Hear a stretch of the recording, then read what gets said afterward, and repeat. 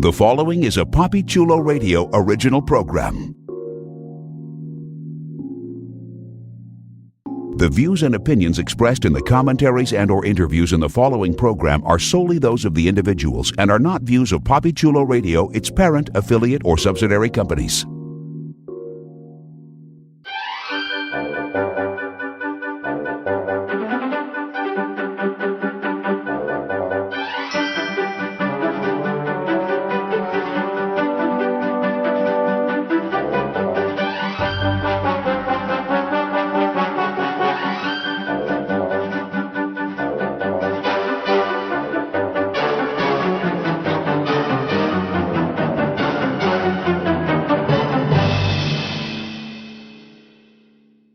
Welcome to the series finale of Storybrooke Weekly Mirror in Wonderland, the unofficial Once Upon a Time in Wonderland internet radio show exclusively on PapiChuloRadio.com.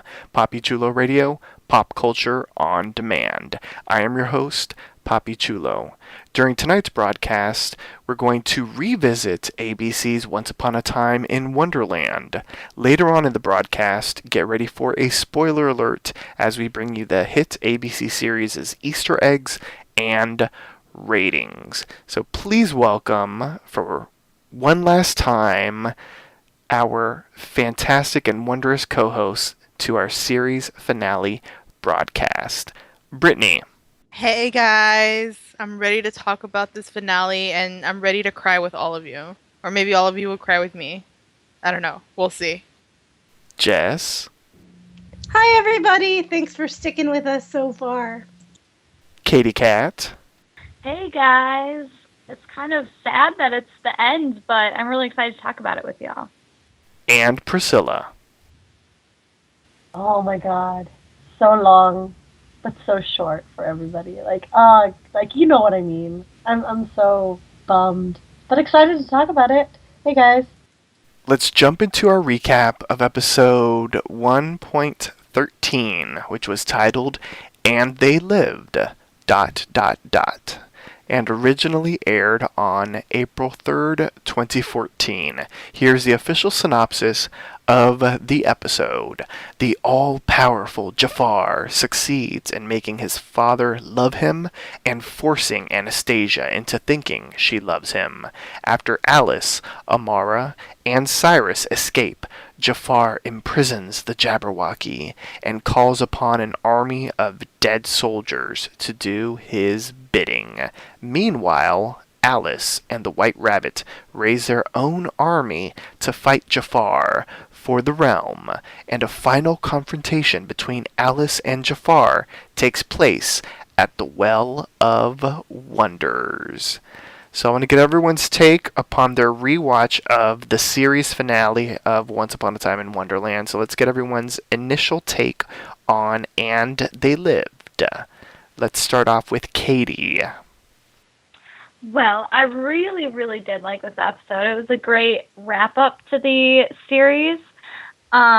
We got some really great moments from all of our characters that kind of remind us why we liked them or fell in love with them in the first place. But it was a fantastic episode, and it wrapped it up really well, and we got a really great last scene to kind of send our characters off. So it was a really good episode. I enjoyed it. I agree with you, Katie. I thought it was a very strong finale. It was jam-packed. Honestly, it should have been 2 hours because so much happened. Yeah. It was just so, edge of your seat, thrilling, from left to right. Every scene was full of either resolutions or full of plot and story to, kick us into high gear as we get to the last couple moments of the series. So I thoroughly enjoyed the finale, and I can't wait to discuss it with everyone. So, Brittany, what's your initial take on the finale? I have to agree with both of you guys. I think this finale was quite good. And at the time, though, when I was watching the first time, my first watch, I didn't know it was a finale. But when I found out, I was like, well, I'm kind of happy. It's not the first show that's done this to me where it got canceled or it's wrapped up. And it's not, they don't leave us with oh my god, what's gonna happen next? But oh my god, if it does keep going, that's okay. But if not, I'm actually okay with where we are. And you didn't feel cheated either. It felt right. And I liked it. I loved it. I absolutely loved this episode. And I think sometimes shows do have a hard time wrapping up a show. They don't really know how to close it. Properly with a little like bow and gift wrap it to you. But I think the series did a really good job. So yeah, I liked this episode a lot. Priscilla, what's your initial reaction? Okay, so the first time I watched Wonderland, like I was just doing this as like a completionist, like to watch everything Once Upon a Time related. I didn't necessarily want to watch it so much as I just wanted the information from it. But finishing off, like, this was a great series, and that episode ending, like, granted, I watched a lot of it rolling my eyes and being like, ugh, this is gross looking, or ugh, like, this guy's acting pathetic, but, like, it was good. Like, screw it being, like, a fantasy show. This is a good series ending, or like, and season ending, sad to say, but, like, taking all that aside, this was well written. It was good. And Jess, are you going to hop on the good train? Did you enjoy it like the rest of us?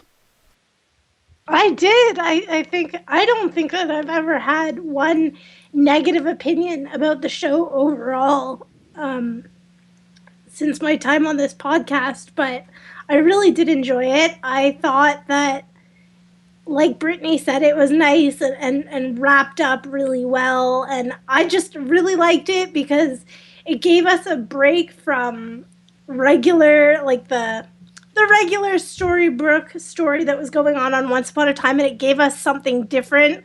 I personally enjoyed the different take that this took because I feel like it dealt more with the fairy tale realm and all the possibilities of that. And as you all know, I'm a sucker for Alice in Wonderland, so it was really, really neat to see, and I really enjoyed what they did with the different concepts and all the different villains that they brought together, and how they truly managed to make not just a curious, smart, intelligent girl out of Alice, but a brave, strong, rootable woman out of Alice too, and that was pretty awesome to see. Hashtag Jess is a sucker for Alice. Tweet it, listeners. Am I the only one that found it funny? Well, I guess maybe. Yeah. No, I'm just kidding. All right. So before we get into a thorough recap, here are a few reminders on how you can interact with the show via social media. Like us on Facebook, facebook.com/Storybrooke Weekly Mirror. Follow Poppy Chula Radio on social media. We are on Facebook, Instagram, Twitter, at Poppy Chula Radio. Do you have any questions, suggestions, comments, or concerns? Email us via contact@poppychularadio.com. Are you interested in joining the Poppy Chula Radio team as an on-air personality? Email talent@poppychularadio.com. Binge listen to your favorite Poppy Chula Radio programs by visiting poppychularadio.com/archives. So let's get into it, everyone. The series finale of Once Upon a Time in Wonderland, and we pick up exactly where we left off. We have Jafar, he's got the glowing eyes, he's doing the spell with the genie bottles so that he can have all the power that he needs to be the one to change the laws of magic, to be able to no longer be submissive to the laws of magic. And once the spell is over, Jafar has done it. You know, him and Amara are now the two most powerful sorcerers and sorceresses in all of the realms. And as Amara sort of goes to, you know, grab Cyrus, Jafar was like ready to use one of those shards of the mirror to stab Amara and get rid of her now that she's no longer of use to him. But then the Sultan arrives, and once again they have their little tete-a-tete about love, and I will never love you. It's got to be earned. You've got to earn love and respect and all that kind of stuff. But then all of a sudden, with the snap and the glow of Jafar's eyes, the Sultan finally embraces his son, tells him he's proud of him, kisses him, caresses him, all the kind of stuff that you'd expect a loving father to do. And Jafar basically says, well, that's not the only thing that I've wanted to do to you, Father, or that I wanted from you. I also want you to feel like I felt when I was a child, to feel, your life disappear at the hands of someone you love so much. And so as he does another snap of his fingers, we see the Sultan start having water coming out of all of his orifices. So he is literally drowning in front of Jafar's eyes, and he dies. And then he turns around to see and deal with Amara, Cyrus, and Alice, and they are gone. So let's talk about this, because this is a story point that we've seen pretty much since the beginning. Once we saw the mysterious man in the Iago-sized cage in Jafar's dungeon, and then we finally learned that it's the Sultan, and we learned the history between Jafar and the Sultan, and it seems as if every time Jafar had to deal with the Sultan, the Sultan's like, I will never give you what you need, the thing that you want from me you will never have, and all this kind of stuff. And then finally this storyline comes to an end. What did we think of it when we saw it? I think, is it weird that we know now what he wanted, why he was keeping the Sultan in the birdcage, and I'm kind of disappointed. I'm like, do you really got him because you're a motherless, you're a fatherless child who just wanted someone to love him? And then the crush. Well, it's different than on Once Upon a Time when you're motherless and you want the mother to love you. Oh god, this is just so really, dude, go get some therapy, go buy a hooker to tell you that she loves you. I don't know, do something else. This, all of this shit, just for this. I felt cheated. I don't know. This was the start of the entire episode of me just thinking that he's really pathetic. Okay. And that's that, he was a scary villain before. I was just kind of damn, I thought he was doing it for power's sake, just to, I don't know, comparing it to Rumpel, who, isn't doing this for love, is, really looking back, through all of the seasons, he wasn't doing it to get his son back. He liked power, he liked retaining power, and, I don't know, I respected that more than I want my daddy to love me again. Okay, that's interesting. That's an interesting take. I didn't mind it, because I feel like we all should have seen this coming the first time around, in particular, because it was just, in my opinion, so obvious from the start, especially once we saw his flashback where the younger Sultan drowned, however old he was, 10-year-old Jafar or something like that. So I knew it was coming, and I didn't mind it at all, because I think we've seen a lot of characters with mommy issues. It was great to see a son with daddy issues. Usually it's the female characters with daddy issues. So it was nice to see a male character with father issues like that. And I thought it was interesting, though, the twist that he wanted to kill him. I just always thought that, okay, he's gonna turn him and make him, say, I love you, oh, I love you, I'm so proud of you, my baby, oh, look at my Jafar all grown up, stuff like that. I didn't think he was gonna, take it to that level of, killing him as well. So I thought that was an interesting twist for me. I didn't see that coming the first time around. Oh, you did? I did. I was like, he gonna kill him. Oh, God. I mean, yeah, he wanted the love or whatever, but I saw it more as the revenge. I think when his father tries to kill him, that's what set it off. He's like, you know what? I'm gonna get you back. It wasn't that I'm gonna get your love, it's I'm gonna get you back. but he did want that love. So like, but like you see the order of it. He wanted the love and then wanted the revenge. Like that's what we got. We got his father like, oh my god, you know, you're my child and I'm so proud of you. And you see Jafar like, props to the actor being able to like just switch emotions like rapidly throughout like what that 5 minute scene. Like very, very good, brilliant. Honestly, I was like, man, I don't know how to cry on cue, but that was just, you could just see the Brittany Jafar. cry. Yeah. No, I'm just kidding. Oh gosh. But Jafar, you could totally tell this guy's fucked up. He's got all these weird emotions. He has no therapy for them. And I still think he's ruthless and crazy, but I think this is the root of it. This is how he becomes, or how he became, I'm sorry, evil, was through the actions of his father rejecting him and trying to kill him. And it's, if his father never did that, or if he never went to go see his father, I think Jafar would have just grown up like whatever. But he did this, all this stuff happened. He is who he is now, and he wanted the satisfaction of, you know, just killing somebody. Or what did he say? The getting the feeling of what it's like to to be killed by someone you love. And that's why he had to do it in that order. He had to get his father to love him, you know, with quotations, and then kill him by the person he claims to love. So I was like, damn, that's brilliant. But I was like, damn, Jafar, you did all this shit and everybody got away. I know, right?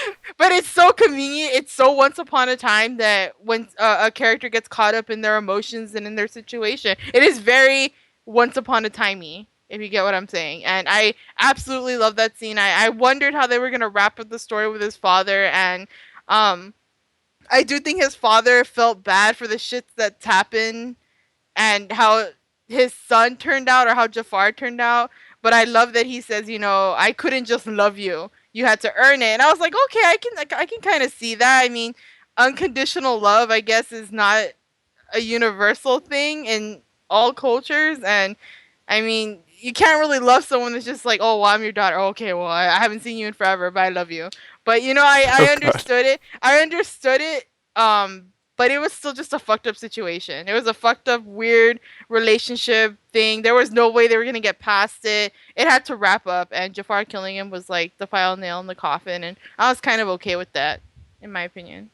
We had another wrap up in one of the subsequent scenes where we have Jafar entering the dungeon in the Red Queen's castle, and he's calling for the Jabberwocky, and he basically is like, you know, Jabberwocky, what do I fear now? Tell me what I fear. Tell me what I fear. And she tells him that he fears nothing. She can't sense anything.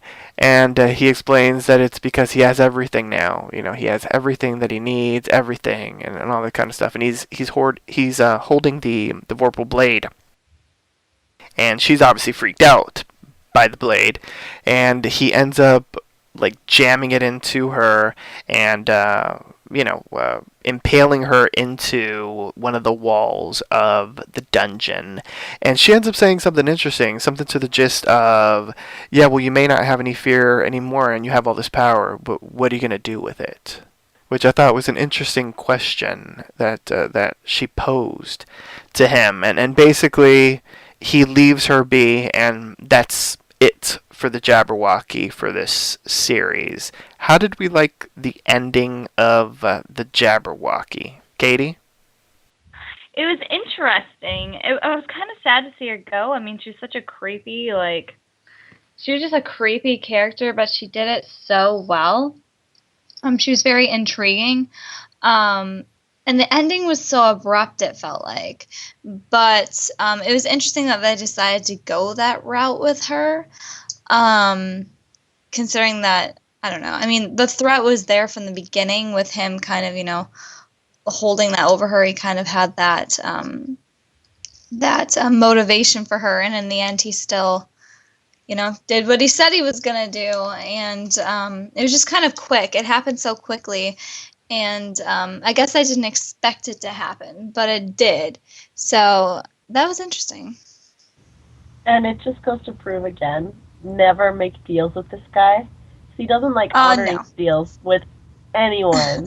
Honestly, you as a viewer know he doesn't have anything to fear from her anymore because he has no fear. He could have just given her the sword and told her like, "You're like our deal is done. You can go." But this is not the kind of character that he is. Like he, so you knew like deep down in your heart of hearts, this is not gonna go well for her. Like she's gonna get fucked over, and she was. Yeah, I felt kind of bad for the Jabberwocky. Was I the only one? Oh, you I- humanized her last episode, though. You were just kind of I like, really did. anyone feel I did sad too. for her? I did too. I did feel a little bad. See, look, but, it worked, but Priscilla. I also think that this fits her narrative because I think as much as she was a predator, she was also a victim because she was a slave to that sword, but also a slave to Jafar. And we knew Jafar wasn't gonna be like, hey, we make a deal and I'm gonna keep my end. He hasn't kept one deal like at all with like neither the Red Queen. He's the anti-Rumble. Yeah, with the Red Oh my Queen gosh. or the Rabbit or like or anybody. You know, if he killed his dad in like the first like 5 minutes, like Oh my gosh. I mean, you can't go back, and that's actually one thing I forgot to highlight. That I mean, Jafar goes beyond anything we see in Once that I can recall. In that, for the first season of Once, Regina just wants to kill Snow. Like that's her goal, you know. Or like maybe in the past it was. I don't know. Like I can't really recall what season 1 was. I guess she just wanted to keep everyone as a without memories and stuck in time. But overall, she just wanted revenge. She wanted to kill Snow. But here Jafar just kills his dad. Like he fucking does it. He gets everything he wants. And that's why I go back to what you were saying about what did you think about that question that the Jabberwocky asked him, like, well, you have everything, like what are you gonna do with it now? And it's pretty cool because he did do what he wanted to do. He wanted to get the laws of magic or change the laws of magic, get someone to love him, and then kill somebody with it. And I was like, damn,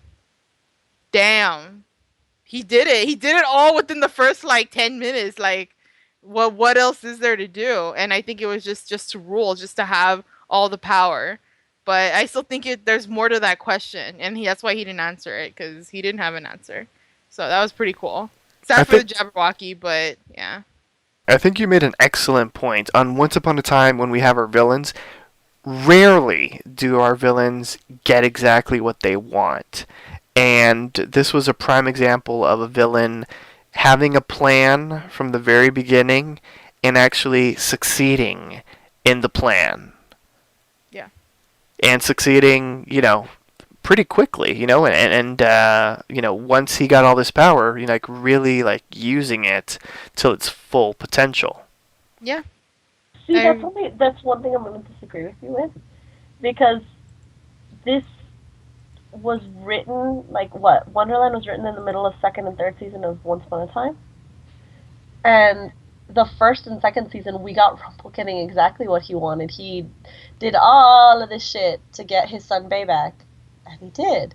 And Regina did all of this crap at the first episode to enact the curse. And she did. She had 20 years of her getting what she wanted. And it's the same thing with Jafar. He got what he wanted. And remember, like, at the very end, he kind of, like, tilts his head and he's like, that was anticlimactic. Or, like, something along those lines. Like, he got what he wanted. It's just not what he expected. I don't know. I guess what I mean is, like, he actually went and killed someone. Like, he did something that he can't really go back on, like, for his personal journey. Not like Regina killed random people. Like, no, it's like when you set out to really. Because Regina never killed Snow. Yeah, that's what I'm saying. Like, her goal was to do that, and then I guess it changed. Like, I don't know, but I feel like at the core, she was never gonna be okay until Snow was gone. I think the curse was like a temporary thing, but she still got what she wanted, which was to rule. But it doesn't matter because Snow's still alive. It's like it's that type of torment that she's kept there, but she's still okay because Snow doesn't remember who she is, and she's not with. It's just a little victory, but not the big one. And Rumple as well. I don't know. Rumple is.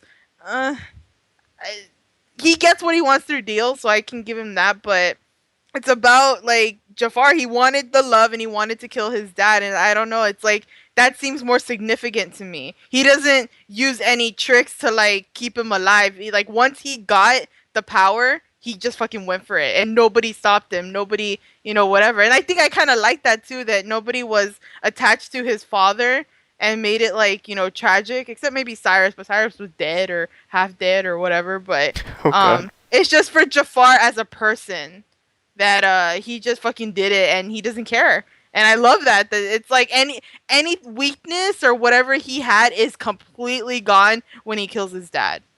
Absolutely like gone. So I don't know. That's how I saw it, but I totally get what you're saying too, Priscilla. I think all our villains are unique, but I just saw this as like a wow moment. Though I do remember Regina killing her own father. So there's that one. But Yeah, that wasn't part Yeah. of her plan. But also- that was collateral damage, I guess, but like pretty big because she feels really shitty after that. But Jafar don't feel shitty. Yeah, Yeah, and that compared was- to the half season arc villains, Jafar certainly succeeded a whole lot more than they did. Yeah. he fucked like that was savage though for to him to drown him. Like, you could have done that from the beginning. That was a beautiful effect. That was a beautiful death. Like, your father tried to drown you, so you turn the tables and do the same thing to him. Like, that is brilliant. Like, that is a touch of like insanity in this. Like, Hashtag boss bitch. exactly.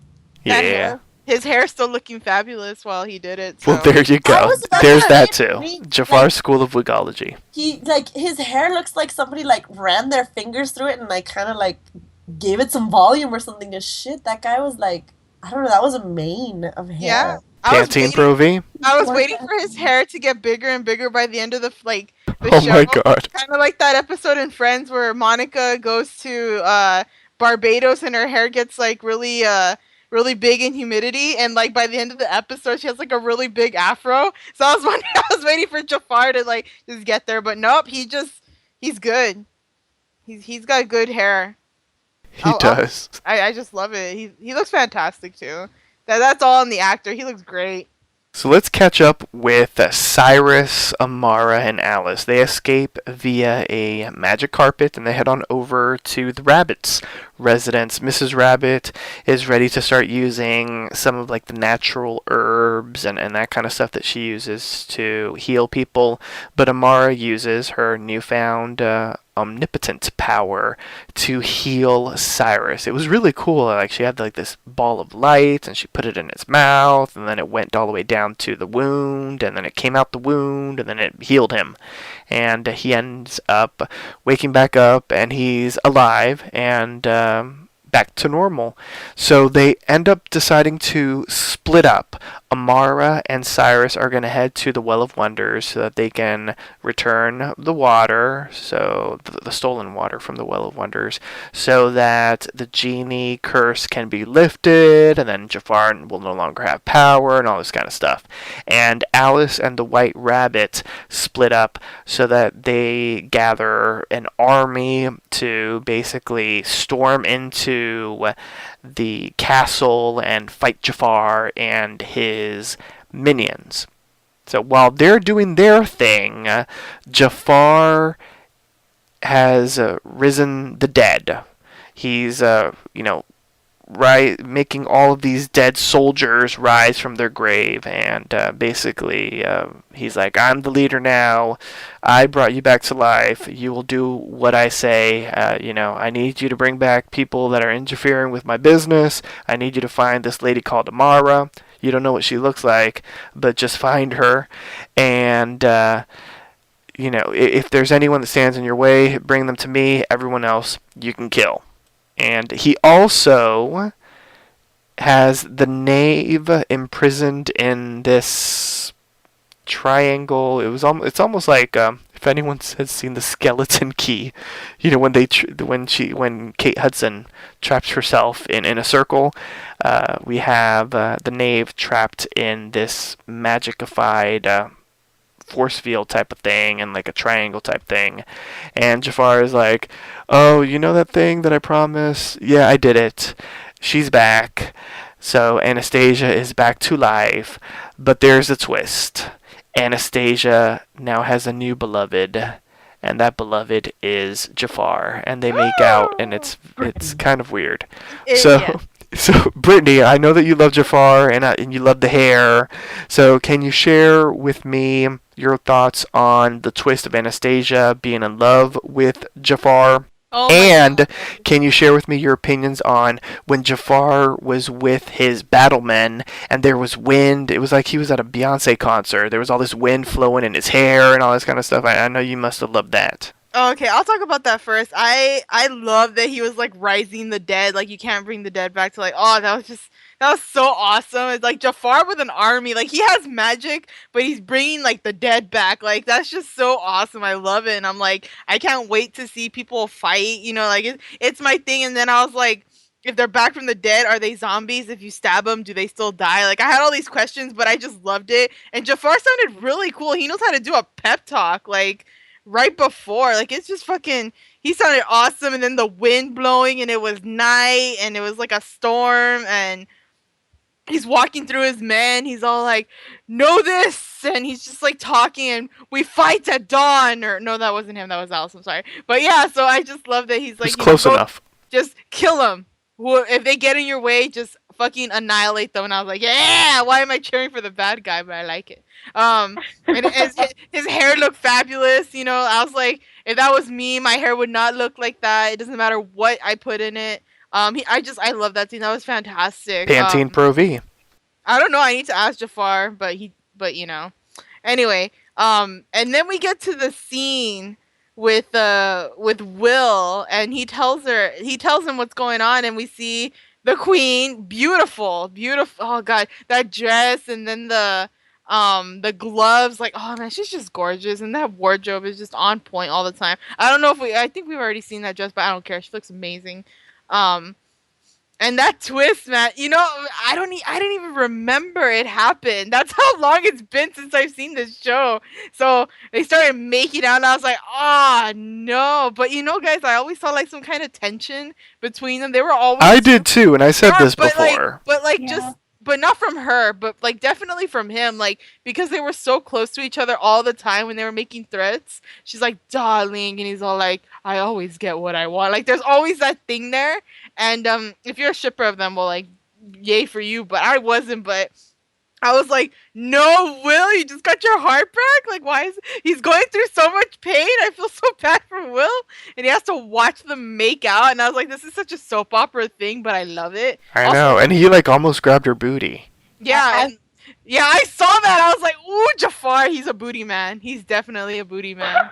He liked the booty. He likes big butts, and he cannot lie. I'm so glad that she's back. Like, goddamn, like this dress, like she's been slaying it all season, and this dress is like gorgeous. Mm-hmm. But two, I'm just kind of like, I wish you were dead. Like, I did not need to see that. That's disgusting. I'm anti-shipping of this. Like, I don't even you call that. Like, but whatever I want, it's the exact opposite of whatever the fuck this is. Like, and I felt so bad for Will, because he's just kind of like, thank you for bringing her back. Like, he sincerely is like, if this guy who's been a total dick this season, like, if he brought my love back, then you know what? Thank you. Like, you're awesome. I like you now. Then to have that all turned around in his face, like, shit, like. Oh, yeah, that's true, right? He was like, thank you, Jafar. I don't know why he did it, but thank you. And I was like, ooh, don't be thanking him yet. And then it happened. And I was like, you know what? If I was Jafar, I'd grab that booty, too. Because, damn. She got a nice booty. I would, too. Like, shit. Like, I feel so bad for him. Like, yeah. Fuck, like, you got your heart back only to have it, like, broken again and again. Like, and this time, like, it's not even her fault. Like, yeah. And I knew that, like, after that scene happened, I was like, well, this makes sense. When the Jabberwocky was like, well, what are you gonna do now? He's like, I'm gonna get myself a fine honey, and I'm gonna rule the. Oh my gosh! I'm gonna rule Wonderland. That's what I'm gonna do. Like, yeah, he got a good honey. that is very fucking true, and like, I'm telling you, beautiful.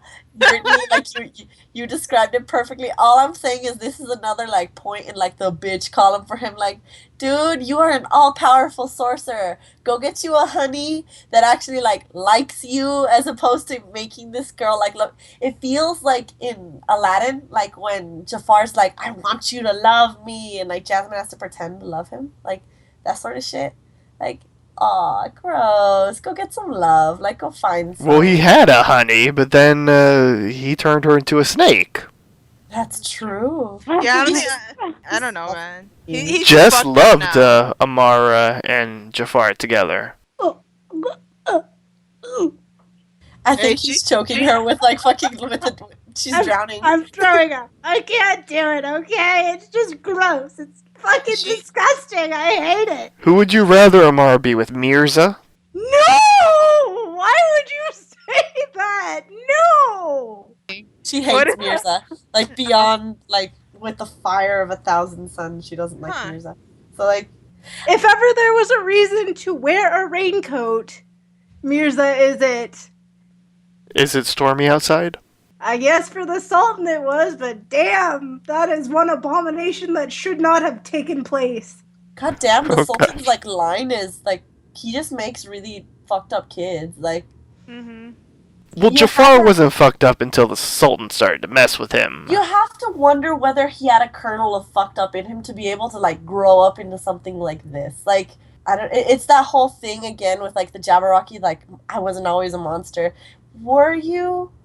Like you've always had like this power of like to strike. Leave her alone. Was she born with it or was she cursed? That was my question for her because well, we can ask her. We know where she's stuck. Oh my god. Okay, I'm gonna go back there now. I'll be right back, guys. Yes. But yeah, that's why I think I sympathize more with the Jabberwocky because yeah, she enjoyed like her kills and whatever she was doing, but the fact that she wanted freedom and how she was desperately trying to get it, like that humanized her a bit. And that one line that she says, I was like, oh shit, like maybe she didn't want to be this, but she was cursed, and I was like, I've seen enough TV shows like with vampires that they have to drink blood from people, but they don't have to kill them. But if they do and they enjoy the hunt, does that make them a monster? It's just like a little. It's not black and white, but we didn't get enough information, so all we can do is infer. So, but Jafar just got fucked up, man. So that PTSD went to him. But I mean, you gotta give him some credit in that he goes to this guy who's supposed to be his bio dad. That doesn't mean the bio dad has to love him. It just means like, I wanted to find a place. He tells him, I don't want to be prince. I don't want anything. I just want to belong somewhere. I just want a father. And the dad's like, I'm gonna drown you. Like, what the fuck? Basically. That's fucked up. Like, that guy could have just sent him away, like, knocked him out and, like, throw him somewhere. But no, he tried to kill him. And I was like, damn. That's fucked up. Like, their family was fucked up. I don't feel bad for anybody in that family. It's just all fucked up. Yeah. So on the other side of Wonderland, we have Alice. She's rallying her troops. She's giving this epic, we fight at dawn. We'll kill them all. We'll take back the realm. We'll defeat Jafar. A fantastic pep speech to the group of people that are there. If you're scared, you need to leave because we can't have people that are faltering. We need everyone, for the same cause and all this kind of stuff. And on the other side of the forest, we have Cyrus and Amara. And they've made it to the, remember the two red doors with the white knight. But then all of a sudden, they get surrounded. And then Alice and her team, they get ambushed by the reanimated soldiers. And Amara does this fantastic thing with her magic. She, disarms them, but then she has them take, their dagger and, basically seppuku themselves, which was phenomenal. I was like, why don't people on Once do this kind of stuff? It saves a lot of trouble. You know what I'm saying? No, but nobody has. But I feel like on Once, nobody has like little minions or an army to fight each other. Yeah, that's true. I think that's what. I don't want to say that's what Once is missing, but I loved it. On Wonderland, I loved the fighting. I love that when they're outnumbered and they do awesome shit like that. Amara using magic the way it's supposed to be used. Kill yourself. Like, they literally take it to heart, and I just love it because she's like, you know what, we don't got time for this. She's gonna kill all y'all, but you're already dead. So did she really kill him? I mean, come Exactly. on. Well, that's true. You know, that's very true. And I loved it. She's such a badass. For the short time that we've had her, I really like her. Even though Yeah. she was a little even though she was a little fucked up in that one flashback, but I kind of already forgot about that You because this was know, cool.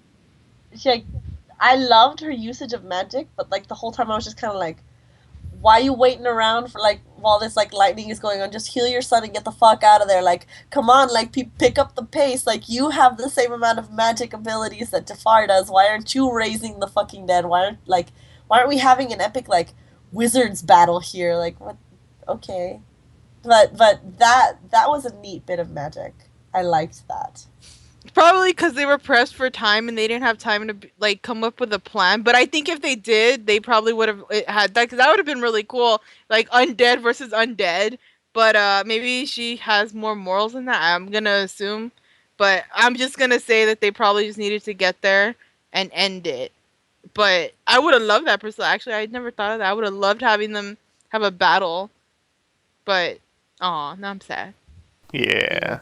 Oh. So Alice gets captured and she gets taken to Jafar.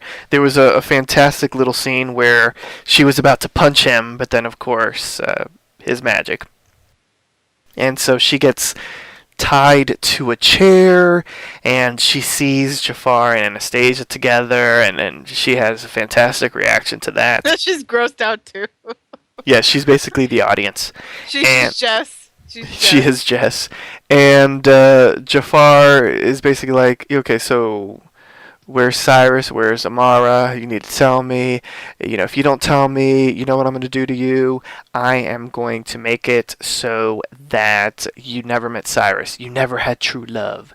So you will just be stuck in London with your father, and you're going to be alone, having never been loved and never felt love ever before in your life. So what's it going to be, Alice? What are you going to choose? Are you going to tell me what's going on, what the deal is, or am I going to take it away? And we have a moment where like Alice is sort of thinking of like what to do, and then Alice does this great speech of, you know, do what you need to do. You know, you can change the laws of magic, you can go back in time, you can wipe my memories out, but my love for Cyrus is true love. It's something you'll never have. It's something, you know, it's an illusion that you have here with Anastasia. It's parlor tricks. You'll never be able to break what I have with Cyrus because it's real. It's true love. True love, true love, true love, true love. And so one of the, I guess these are reanimated warriors, or maybe they're some of the Red Queen's warriors, I don't know. But the knights come back in and they're like, we saw Amara and she was with this guy and they were near these red doors, and he's like, why didn't you bring me him? And he ends up like killing one of them. And so he asks Alice, you know, what are these red doors? What is this? And they're not budging. And so he asks Anastasia, and he's like, prove to them that you love me. You know, prove to them, you know, tell me what these red doors are. And of course she spills the beans, the Well of Wonders, you know, all this powerful magic and the water and all this kind of stuff. And then they kiss again. Yeah. Yeah. I was just kind of like, you're so gross. Like, this whole time. They were really trying to put it in her face about that. Like, they made out, like, probably, like, more times than I saw, like, Cyrus and Alice make out in one They've made out episode. more times than Captain Swan has on the mothership. No! Yeah. Oh my god, shots fired. Defeat. Ooh. Oh god. Ooh. Ooh. You know? That shade. It's true, though, and sad at the same time. She's unwilling, and you're still kissing her. Like, that's nasty. Come on. It really is. Well, I mean, apparently she wanted it, so she was Well, she going thinks at- she wants it. Yeah, That's she fine. thinks she wants it. Yeah, no, That's- I know, yeah, but it was still like, but not like the good, just like, you know. Not taking this to a creepy direction, but just saying, once has had a really hard time kind of piecing together, like, the concept of, like, I don't know, like, Doing things against your will, but not really Yes. knowing it. Yeah. like we had this with like Huntsman. We have this with her now. Like it's not getting any better. Like with other things, like that just squeaks me out. Like, dude, come on, like stop I writing guess this shit. I guess they should do things a little bit. Okay, so the concept is really bad and the context is bad as well. Like, if you just look at it that way, if he never did that spell on her, she wouldn't be doing this. I guess we can also take into consideration Harry Potter with what was it? God, I can't think of his name. With Voldemort's mom. No, okay. Okay. No, I'm talking about the Harry's best friend. I can't think of his name right now. Ron. Ron and the other chick that she gives him a potion. Oh yeah, like that's why like Lavender something or something like that. That's her name or whatever. The vein. Like Yeah. you're totally like not remembering this shit. Dude, I don't remember these freaking names. I don't know, but it's because she was unimportant to me. But I did remember how he suddenly fell in love with her, and he was like, totally into her, but he really wasn't. When the potion starts to wear off, he's all for Hermione, but it's the same concept, like love potions and things like that. And back then, a lot of times we were kind of okay with that. Even Helga from Hey Arnold was trying to make a love potion. Like, it's a really weird. Shout out to Helga. But like here, they make it like actually like happen, and it's and Helga was all kinds of fucked up too. As much as I love that, Oh my she gosh. if you go back and listen to the things she says, damn, for 8 years old, I think, or 9, like damn. But yeah, it's weird, and I totally agree with you, Priscilla. I don't think Once knows how to handle that, and I think they need to stop. They need to stop. Well, something does happen. What in happened? that, we have Alice. Remember, she's tied to the chair. We've got the knave. He's in like a triangle force field, but the knave notices the white rabbit, and so he starts distracting Anastasia by talking to her and asking her for stuff. And the white rabbit sneakily approaches Alice and starts to work on helping her escape, and then all of a sudden he gets caught by Anastasia. And my favorite thing is Anastasia's just like, you need to leave. You can't do that. My baby, is doing all this kind of stuff. You need to stop messing around. Like, the Red Queen would have handled things differently. So it was interesting that Anastasia didn't really do anything except for scold the rabbit. I love it. It's cute. Yeah, and then Will is like talking about love. That isn't love for you. You need to like realize that, come on, you're stronger than this. And basically, like, she ends up like pushing him aside in a sense with her words, but he's like, no, because what we had is true love, and if it weren't true love, how would this be able to happen? And his hand like pushes through the force field and pulls her in for a kiss, and it is a true love's kiss because we get the whoosh, and she like gets back to her normal self, and she realizes what's happening, and she's out of the spell that Jafar had placed on her. She helps Alice, untie herself, and she's like, you guys need to go. You guys need to go stop and Jafar and save the kingdom. And so the White Rabbit ends up creating a portal to where the Well of Wonders is. But before that ends up happening, we have Cyrus and Amara at the well, and Cyrus was about to summon Nyx, aka the girl from The Ring. But Amara's like, you don't have to. She knows I'm here. And Amara's like, I'm ready to return the water. We can end all this. And she was about to go, but then Cyrus grabs her, and he's like, no, wait. And they have a nice little one-on-one where they basically say they love each other, and it's okay and all this kind of stuff. Like, this needs to happen. And right before she's about to return the water, here comes Jafar, and he uses magic to pull Amara away, and ends up like killing her basically with magic. And once she dies, she liquefies and turns into a puddle. I just want to say, I wanted to ask a question. Mm-hmm. So, true love's kiss break any curse. But we've already seen that to have true love's kiss, it has to be reciprocated, right? That's why, like, Belle and Rumple weren't able to have true love's kiss, like, Sorry. this last season. But Sorry. And to be fair, Hook trying to true love's kiss Emma didn't work either, because she didn't remember him. And it also didn't work back to season 1 with Snowing for the first time. When she was Dark Snow. Yeah. So why the fuck does it work now when the Red Queen doesn't remember loving the... #magic. I don't think it was it that she couldn't remember, or was it that she was over him and into Jafar? I don't think she remembered, because she's like, if that's not love, then what is? Like, Oh, okay, then maybe it feels like they completely erased it, or something. I don't know. That's the only thing that I was just kind of like questioning. So I know that true love's kiss broke the curse that she had that made him love her, but this is kind of like a circular argument here. Like, well, why the fuck does she remember? Like, I just needed to know that. And my answer to this now with both of you is it makes no sense. #magic. #reasons. Yes. I exactly. mean, it's I don't know. Can we explain why I get turned on sometimes by Jafar's hair, but not Jafar? I mean, I don't know, but it's a thing. It's a circular thing. Yeah, exactly. But no, I totally get what you're saying, Priscilla. That's why Once Upon a Time and Magic is weird, even though that's the premise, and that's why I started watching the show, and now I'm kind of like, why? But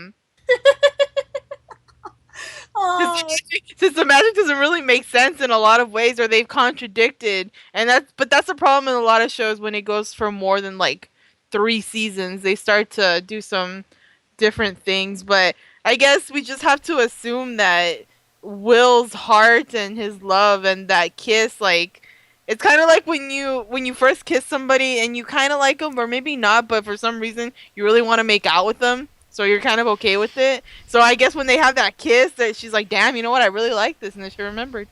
Like, that damn kiss was so powerful, she remembered everything. No, I think you're right. It's probably that. It's probably that, like, she was intrigued. Yeah. It was some kind of emotion. Like, really, like, tell me more, you know? And he finally got her into that space. And I like that. I like that Will somehow got to her. And I guess we got to go with the flow with that one. But I'm always gonna laugh at the Rumbell one because oh gosh, you're awful. Oh my god, it's funny, and because all the reasons you stated about how it didn't work on the other times, but this one, both sober, both know where they are, and it didn't fucking work because she said it. It's not gonna work, bitch. I don't love you. It's sorry, Rumbell shippers. It's beautiful. I'm sorry. Okay. They don't listen to this show. So I don't know what a real healthy relationship is. Oh gosh. Shots fired. Jesus Christ. Well, speaking of Jafar and his hair. Yes. So Jafar is like, I figured it all out. You know, you want to break the genie curse, but you can't do it now. She's dead. Ha ha ha ha ha, and all this kind of stuff. And he's like, you know what, Cyrus? I don't really even need you anyway. I'm going to kill you too. But then, bam, out pops a portal. It is Alice, you know, looking her badassest self. Well, I don't even know how to say it. She's looking the most badass that she's ever looked, ready with a sword and everything, but then Jafar freezes her. And then we have more animal cruelty with the White Rabbit. Like, the White Rabbit is just there chilling, and Jafar ends up, like, super punching him into, like, the next realm.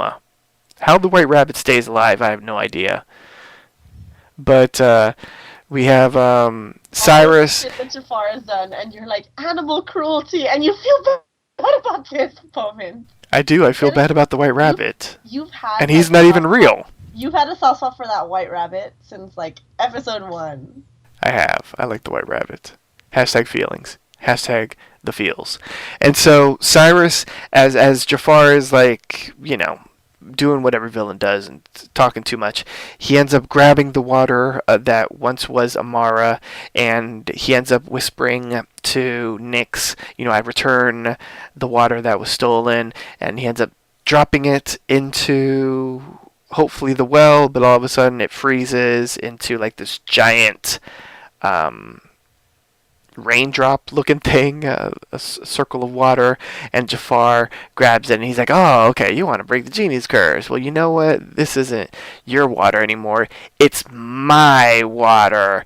And I know those are the worst words to have said.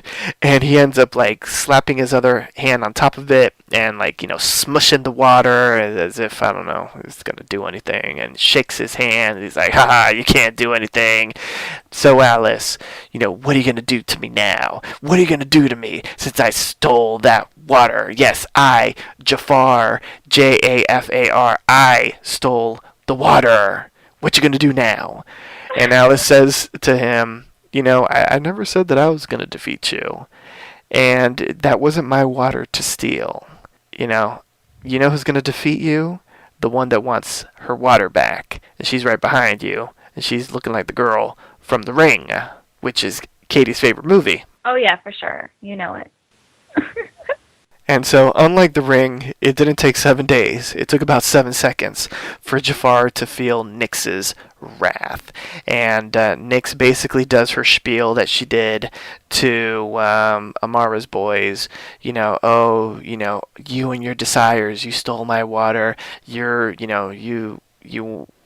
just stole it for your own desires. Well, now you're going to serve upon the desires of others. And he gets genie cuffed, and he gets sucked into his own bottle, and the bottle, much like the others many, many moons ago, ends up disappearing. And then all of a sudden, there's like a wave of magic that emanates from Nyx. It even shakes her, and the genie curse has been lifted. So we see Cyrus's brothers and Will pop out of their bottles, and now all of Jafar's magic has been undone, all the magic that he had done once he became omnipotent with the three genies' magic. And we see that Anastasia has collapsed. But here's where I'm confused. Why didn't Cyrus? Is it because Amara healed him? Yeah. Yeah.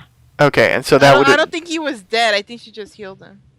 Yeah, I think, because remember, like, they took him to the White Rabbit's house, and Whoopi Goldberg Rabbit, like, said, hey, I can heal him. Like, so I don't think he was on the cusp of death, like, on the brink of death. Like, yeah. I think she just... Okay, so that makes a little bit more sense. So, because Jafar killed her and used his magic to revive Anastasia, Anastasia has collapsed.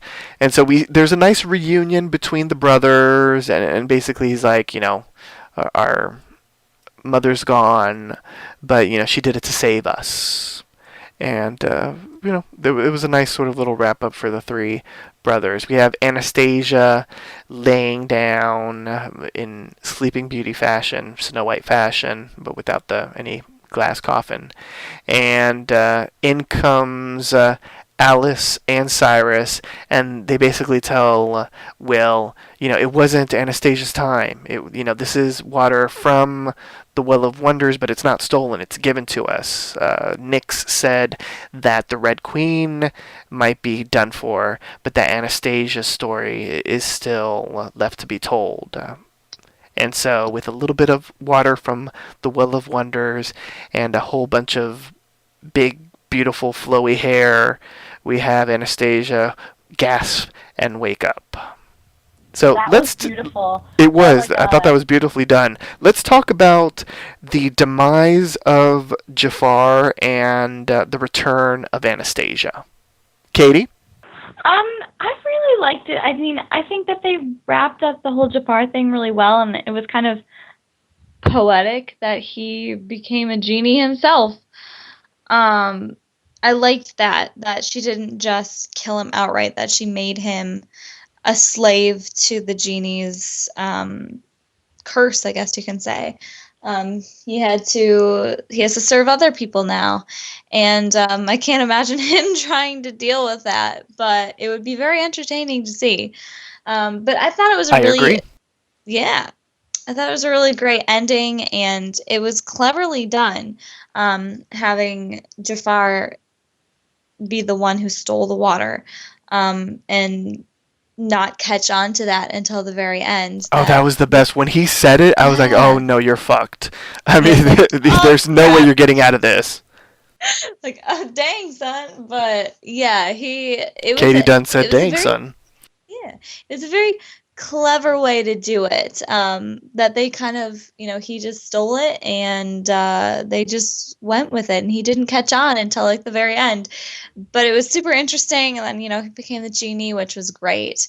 And I like that better than him dying, to be honest. I mean, it's always great when the villains die, but I liked that this was different. I liked that he's still alive, but he has to serve um, the wishes of others, since he his whole time was trying to take that away from everybody. But that was a great storyline, and then I loved the scene where Will wakes Anna up. That was so beautiful. It was so pretty, and I love them as a couple. They were, as much as I love Alice and Cyrus, I think that their journey, or Will and Anna's journey throughout this series, was really well done. It was very I think interesting. they're yeah, exactly. That's the right word. They were the more interesting couple. Yeah, there's a lot more depth. I mean, what do you call Cyrus and Alice were very snowing, so it's Yeah, kind of like, yeah, okay, you know that they're going to be together. exactly.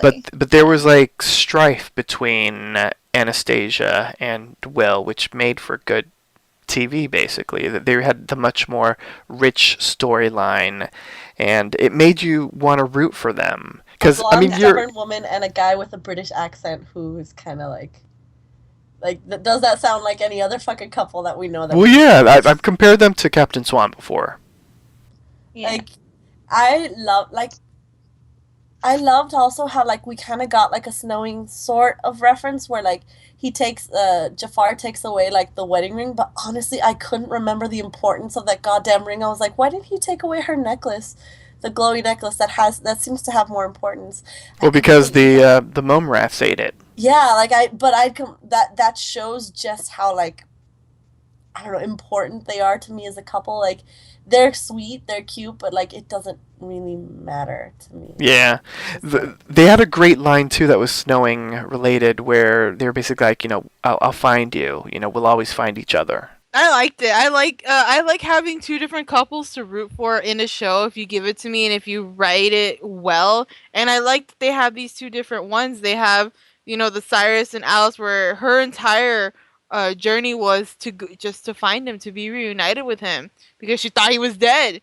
And they finally reunite, and they really don't get a chance to really be together because it's one tragedy after another.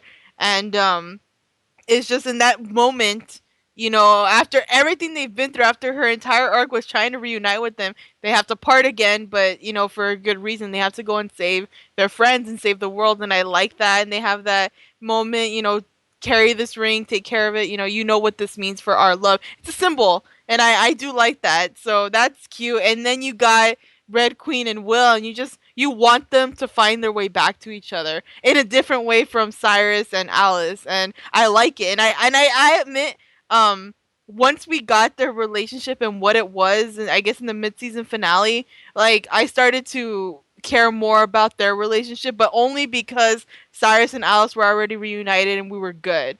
Like, I knew that there wasn't going to be relationship drama with them anymore, so keep them steady, keep them good. I'm good, now I'm over here. And that scene where she's awakened again, it's gorgeous, beautiful. And as for Jafar's demise, I really like that they played tribute to the animation, the animated movie, where Jafar in the first film becomes a genie as well. I So that was really cool. I loved that too. Like, I guess that's why we got like Jasmine, like wise, like Anastasia, especially with like the red dress and stuff versus like the red outfit that Jasmine has when she's supposedly like under a spell. True. Oh god, Like, that was creepy as fuck too. but like, Jafar creepy in animation and in live action. I'm gonna say that I completely like skipped over this, but like that scene where the knave is talking to the Red Queen, and he's like, no, it's not. Love is messy and it's hard. Like, that is my favorite, by far my favorite out of Wonderland and Once. And we've had great, like, speeches in both of them. Like, my favorite, encapsulation of what love is. Like, that is beautiful. Like, not even just like beautiful, it's true. Like, that is love. Like, it's not something beautiful that you get a true love's kiss with. It's messy and it's hard and you argue and sometimes like you don't like each other, but in the end, like, true love, not unhealthy love, but true love forgives. Like, they work past it, and like that's Rumble. Oh gosh. You can actually parallel that really beautiful thing that he says with the Notebook. I'm ashamed to say that I've seen that movie. Oh my gosh. But I like it. It's probably the Katie truest loves thing we the get. Notebook. It's I don't care about the movie because it's a very cliche thing, but I do like what Noah says to Allie in that rain scene, in the epic scene, and he tells her, you know, I'm gonna tell you when you're being a pain in the ass, and you're gonna tell me when I'm being an asshole. Like, that's what love is, like, when you're real. And you're right, Priscilla. I think what Will said was probably the highlight of the maybe even the series, because love isn't just unicorns and rainbows. It actually is a lot harder than that. And I feel like Alice and Cyrus, we do get a little bit of that, of that it is challenging, that you just really have to believe. But with the Red Queen and Will, we get more of how they've been up and down. They've been broken up, betrayed. They're hot and they're cold. Yeah. They're yes and they're no. But they got back together. So, you know, I like that speech encompasses all of that, and it's just beautiful. I love Will, and his accent is just like, oh, yes. And true love is also like knowing when to fold them. Like, because remember, like, he could have been like, get me the water from the Well of Wonders, and we could have had this shit start up all over again. But he's like, I'd never do that to her, and I'd never like do this again. Like, it hurts. Like, you can see in his face, it hurts to know that, like, that's the body of his dead love. Like, he's never getting her back, like, in his head. But he knows that that's what's best, both for Wonderland and both for them, like, to not have this suffering happen again. So to have her come back, like, god damn, like, she's prettier than fucking Sleeping Beauty in Once Upon a Time. Like, that, oh god, that's gorgeous. Like, that, she looks like, I don't know, like a Santito painting from like Mexico, or like something where it's just it's glowing and beautiful. Like, I don't know, like, it's just. It was the hair.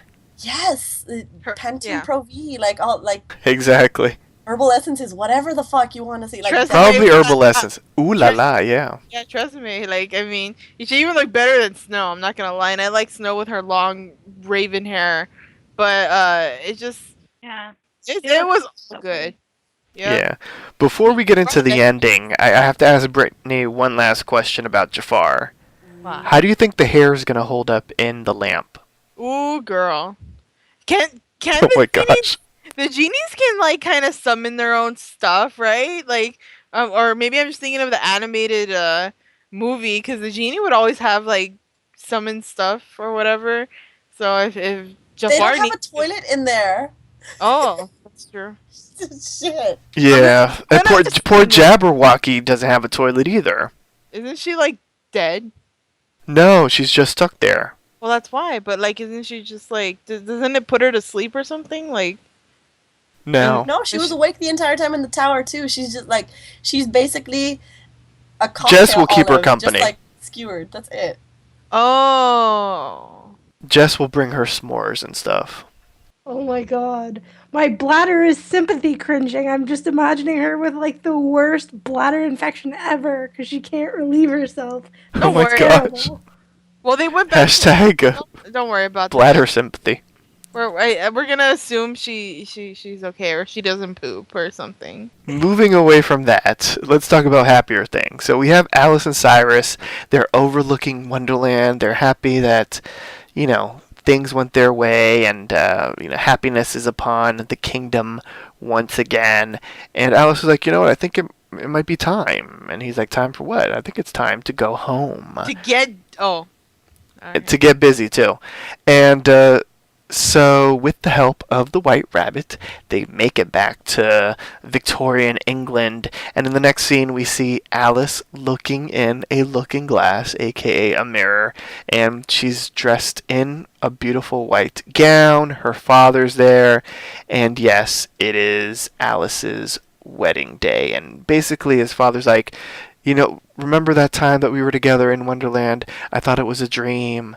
I didn't know if it was real or not, but I'm so glad that you're here. I'm glad that you're back. I'm glad that you have Cyrus in your life. And, he thanks her for everything in Wonderland, and in particular for forgiveness.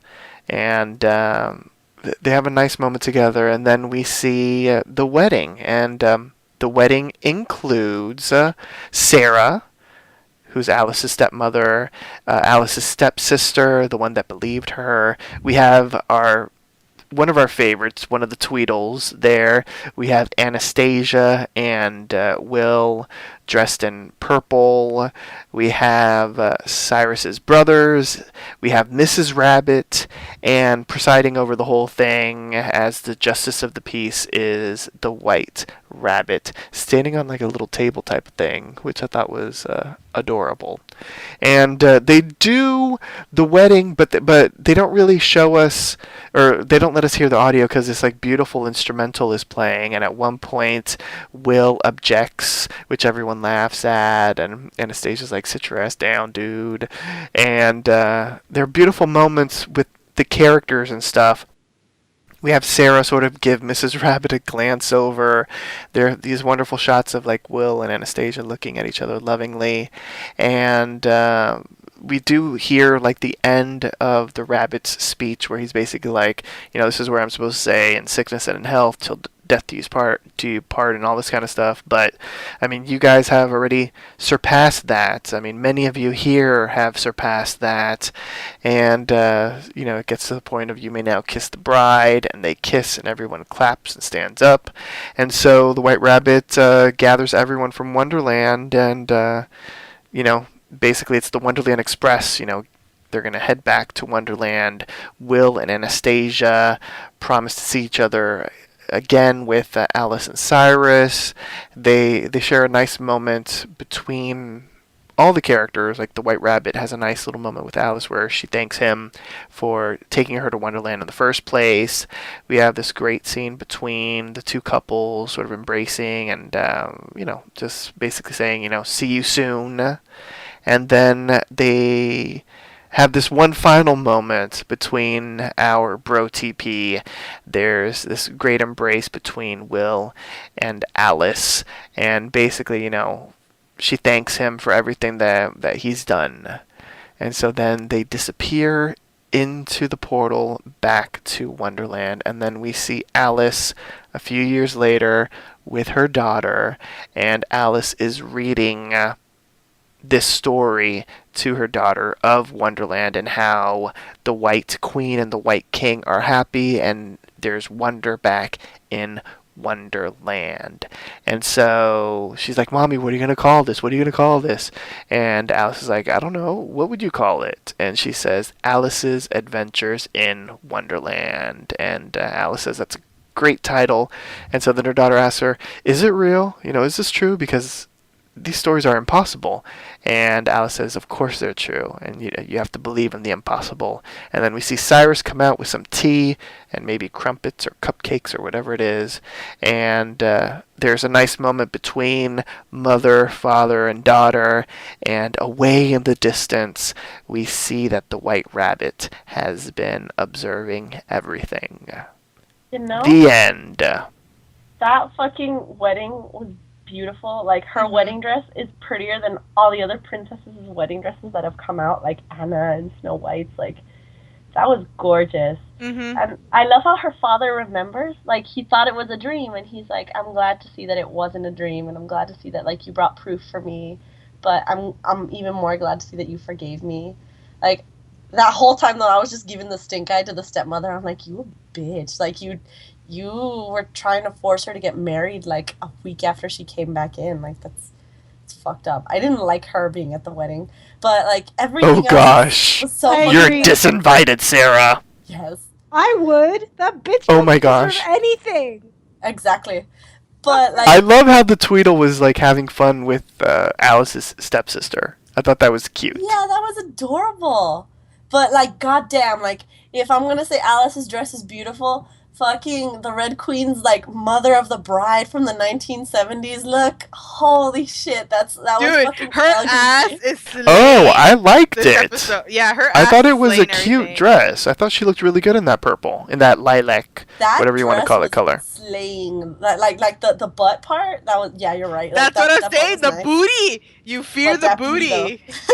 Well, Jafar liked it. Yeah, I like it too. So I bet Will likes it too. I'm just saying. Yeah, I Will's thought they both outfit. looked really nice. I Yeah. liked how they matched, even though it wasn't white, because they're the white. Well, obviously it's a wedding, so she can't wear white.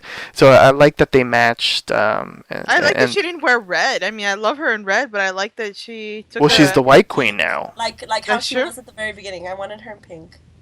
Oh, But, that would have been nice. like, yeah. the Oh, pink. That would have been a good, because the mix of the both. Yeah. Yeah. I loved the brothers of Cyrus. Like, they look good, and I loved Cyrus. Like freaking. It's like, very they all regal. looked good. They Cyrus all looked looked amazing. real good with his hairbrush back and with the gelled back. Oh, everyone. What about The my friend the fashion White show Rabbit? wasn't here. He looks the same.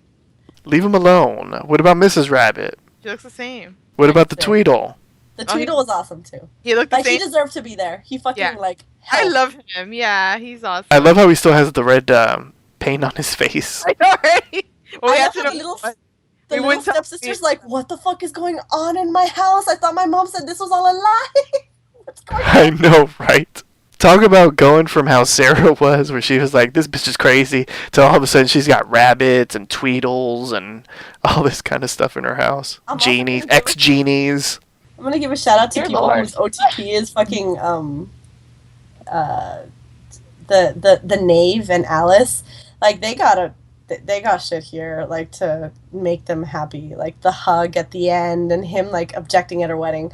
Like, not to say that I'm one of them, but, like, that you got your shit. Everybody who shipped something here got something out of it. Like, That's true. like I that agree. that was beautiful. And I paused at, like, Alice's book when she's like, and the White Queen, like, and the White King, like, and you see, like, the Knave with his, like, king, like, with his king's crown, like, to the side, because of course he would still never be, like, all prim and proper. Like, it's just, it was a happy ending for everybody, and I choose to, like, believe that Once Upon a Time never fucking happened.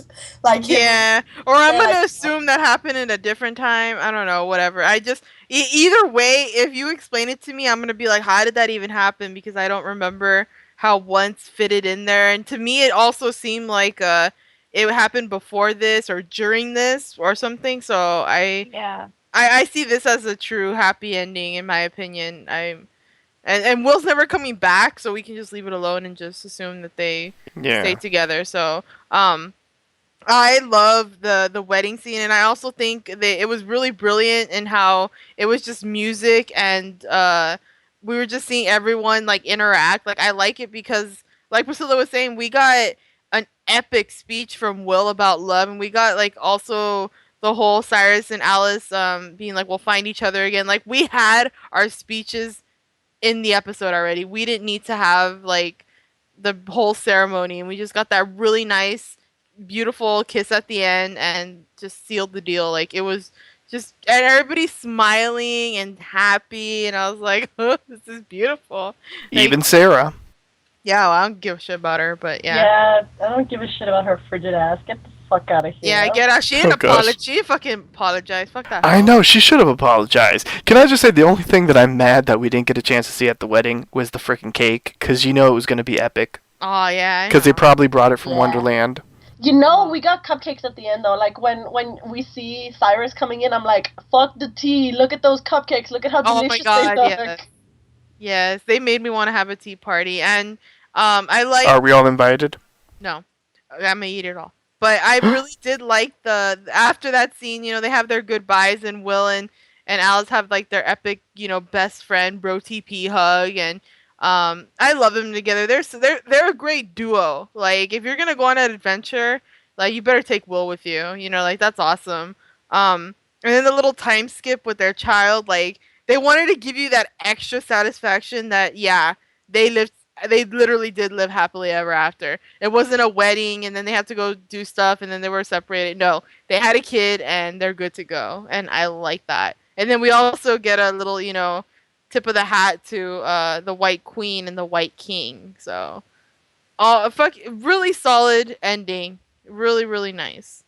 Yeah, I agree. I completely agree. Any other final thoughts on the final scene of the series, or the final set of scenes?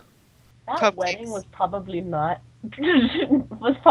like ratified or something, because you just said like the justice of the peace, and I'm like, did he get his license? Could that? He might.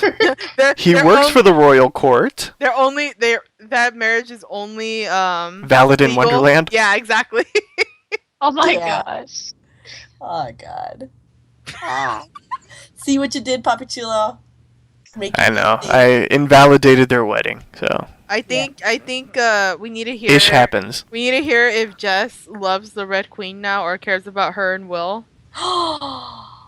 Oh yes, this has been a point of contention throughout our series. Yeah. I don't necessarily have anything against Will and Anastasia. I think. Is it because you think you look better in red than she does? No, not at all. She knocks Red out of the park. Okay. But I think the only time that I had an issue with her was, that one episode where she was being tortured and maybe I overreacted a little bit harshly against her. But no, Will and Anastasia are really cute together. I'm glad to see that, things between them worked out. It was all wrapped up very nicely. Everybody got their happily ever after. Jafar got his just desserts. It was all very magical and wonderful and amazing.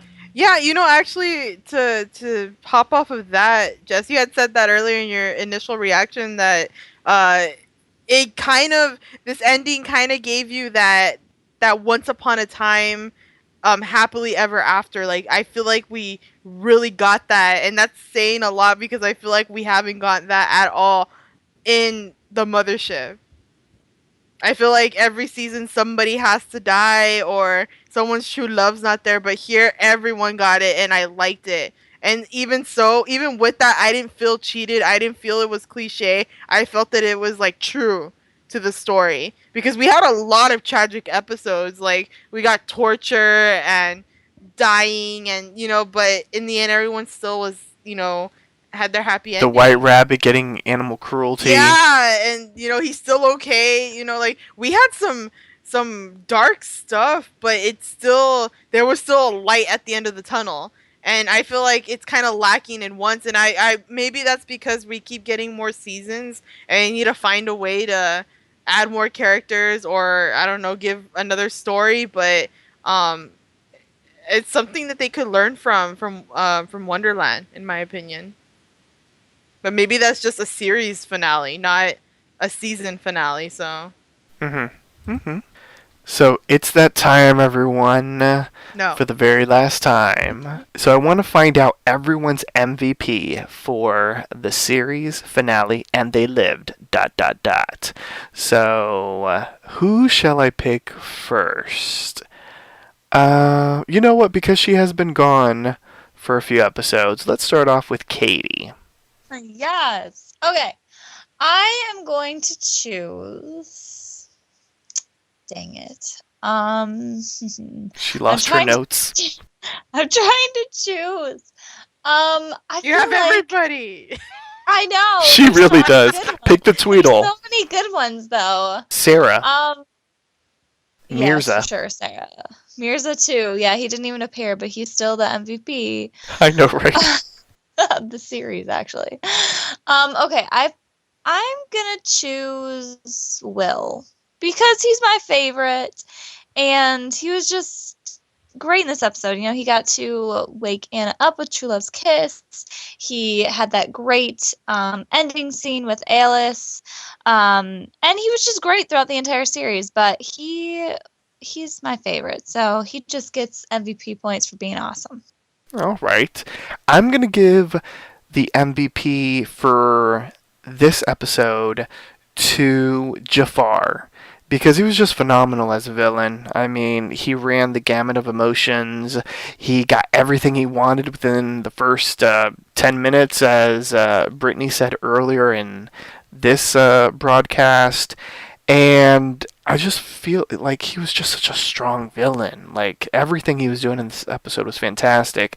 I mean, even though it was gross to see, but I loved that he changed the laws of magic, and he made Anastasia fall in love with him, and all that kissing and stuff in front of Will, you know, just to torture him, and all this kind of stuff. And then that epic showdown at the Well of Wonders, and then Nyx, you know, basically telling him, you've been a bad boy, Jafar, and turning him into a genie. I just thought Naveen Andrews did a phenomenal job throughout the series, and especially here in the finale. So, next we'll go to Priscilla. This is not a surprise to anyone. It's the Red Queen, obviously. Like, For the 13th time in a row, listeners.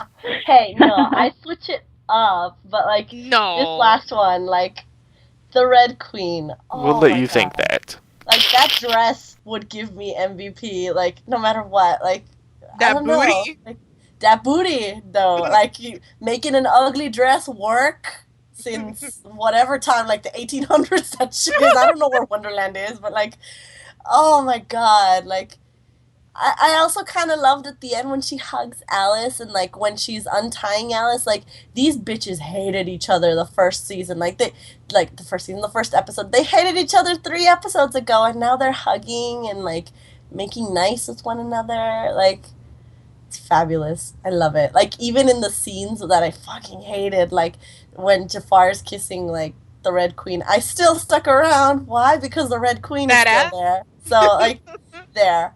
Red Queen, always reigning queen. Brittany.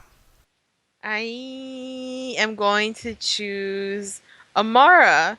I think she knew what she had to do. She knew that the sacrifice was coming, and she did it. She did not hesitate. She didn't try to cheat her way out of it. She just knew that doing this was going to save her boys, and I like that. She stays true to her original plan, even when she met Jafar.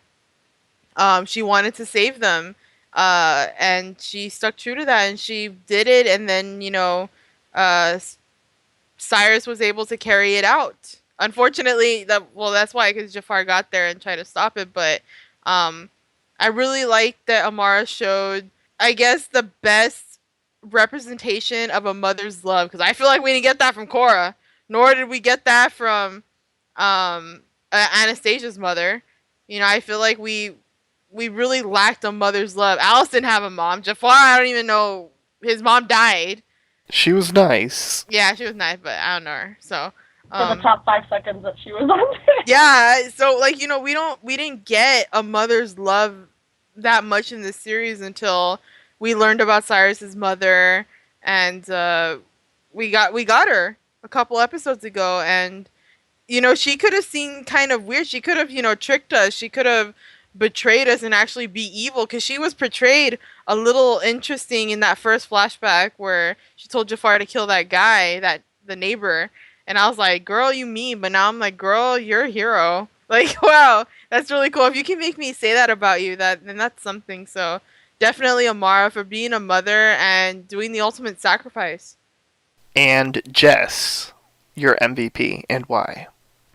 Can I just do something a little bit different and say that for me, the MVP is definitely the writers? I know they're technically not a character on the show. However, they poured their hearts and their souls into these characters and really made this world and everything about it come alive. And it was such a pleasure to watch and then rewatch this series.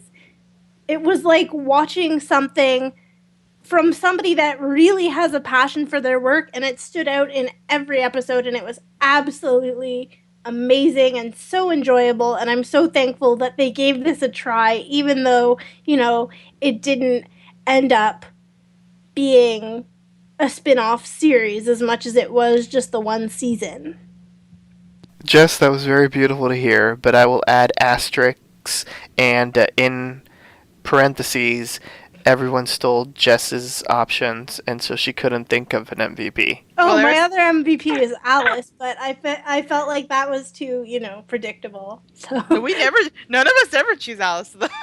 Yes, tell us why Alice. I've chosen Alice. Okay, what's up here? I really like her. I think that she has grown over the course of the series. I think that it's really heartening to see a character who's gone through so many struggles on screen. I think it's really amazing to see them finally get their happily ever after. It gives my wee little heart some hope that one day that will happen to me. Remember when Jess, a couple episodes ago, gave the MVP to, the couch or something? What was it again? Amora as a snake staff. Oh, yes, that was what it was. Oh, Jess. What's wrong with that? Stop it. You know what? No, my MVP is gonna be the water inside the Well of Wonders. The Well of Wonders. The water inside of Amara. Oh, okay. Oh gosh. Okay, so now we are going to rate the episode. So remember, we have a 1 to 10 mushroom scale. The point system is allowed. And of course, if you feel an episode is truly exceptional, it is the best of the best, it deserves more than 10, you may grant it the coveted golden mushroom.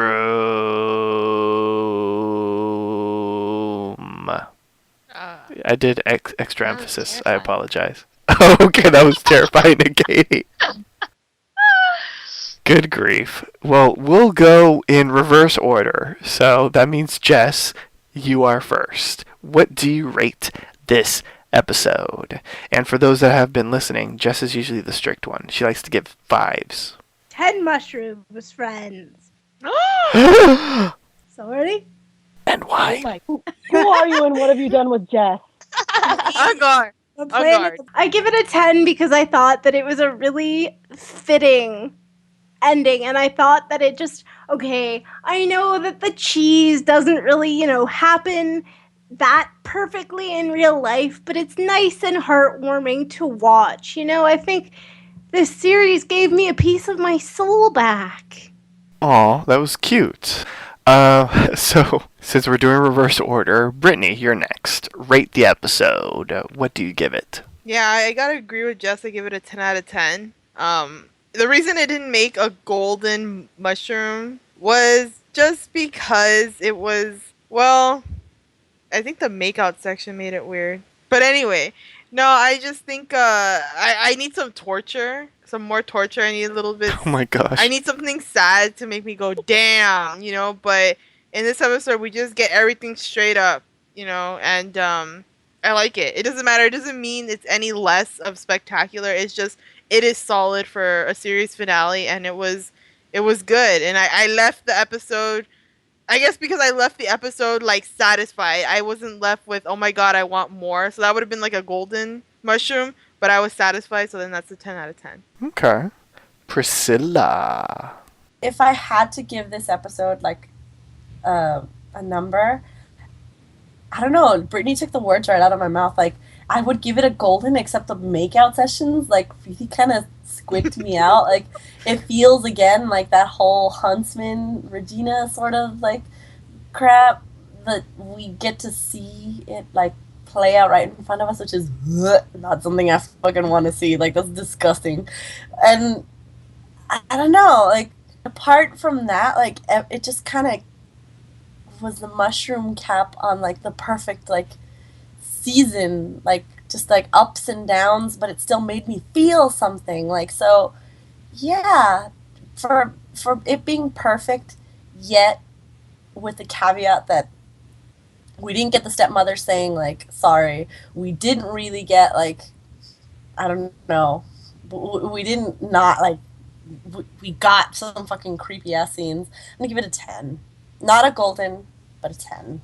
Alright, so we have 3 10s so far. I am next, and I give it a golden mushroom because it was everything that I could have asked more and more. Hell, I'll give it a golden mushroom that's got like extra jewels on it with diamonds and like maybe like a pretty delicious cupcake from a couple of episodes ago that the Red Queen had like in front of her. Put one of those cupcakes up at the top. I loved it. I thought it was a great finale, and not only was it a great season finale, but it was a great series finale, and it did everything that I would have wanted and more. We got the happy endings. Everyone loves a good happy ending. You know what I'm saying, Brittany? Oh yeah. And it even left us like wanting more, and unfortunately we weren't going to get more. But I love a good finale that leaves me satisfied. You Katie? totally give golden mushrooms so easily, though. Like, this shocks me, like, not at all. If you're gonna give me shit for the Red Queen stuff, I'm gonna give you shit for that. Give golden mushrooms, like, nobody's business. I don't know. I would say I don't think I've given that many. I think maybe I've given 5 out I think I gave only 3. in the I series. give, like, 1 or maybe 2. Like, that's why I'm just kind of like, check the receipts. You give out more golden mushrooms than anyone else here. Well, probably, but you make it sound like every other episode I gave out a golden mushroom, which wasn't that way. I think I know I gave them out for like Jafar one and the Red Queen one, maybe 4 or 5 I've given out. Pop, But they were well deserved. You like to whore out the mushrooms. You're a whore I do. of mushrooms. That's okay. Yes. Okay. And Katie, what about you? How do you rate the episode? Well, I'm actually going to give it a golden mushroom. Bum-ba-da-dum. I know. I'm sorry. Thank you for I'm jumping not on the fun following train. critics here. Katie. I'm so sorry. I'm not following the critics here. But Katie jumped on the fun train. She likes I the just- makeout session, that's why. Don't lie, Katie. You like the makeout session. Not. It's just, I don't know. I really like this episode. I liked how they wrapped it up and gave us a nice, bow tie on the gift at the end. They, instead of leaving us with a cliffhanger like they could have done, they actually really wrapped it all up nicely. They left us, it would be nice to see more, but they left us not, pissed off that the show got canceled and that we wouldn't be seeing more, which is good. They didn't have unrealistic hope that it was going to get renewed, which is great. I like how it is a shorter series. I would love to see more of it, but I do like how it was wrapped up nicely. It was a shorter series. And for a series that's only 13 episodes long, it was really well done. And this episode just really kind of topped it off. There were really good scenes in there, especially between Anna and Will. And then I loved the wedding scene. I loved the whole scene with Jafar when he gets kind of put into the genie's bottle and has the genie's curse cast on him. But it was a really good episode, and I enjoyed it. So a golden mushroom from me. All right. And so next, listeners, I'm going to shock my co-hosts because they're not prepared for this. Oh, Okay. no. I love a good curveball. Hashtag plot twist. So what I'm going to ask now, since this is the series finale, I'm going to ask you all for the MVP of the series. Oh, God. And unlike before, where we had that little teeny tiny rule where if someone says it, they've stolen it, that rule does not apply.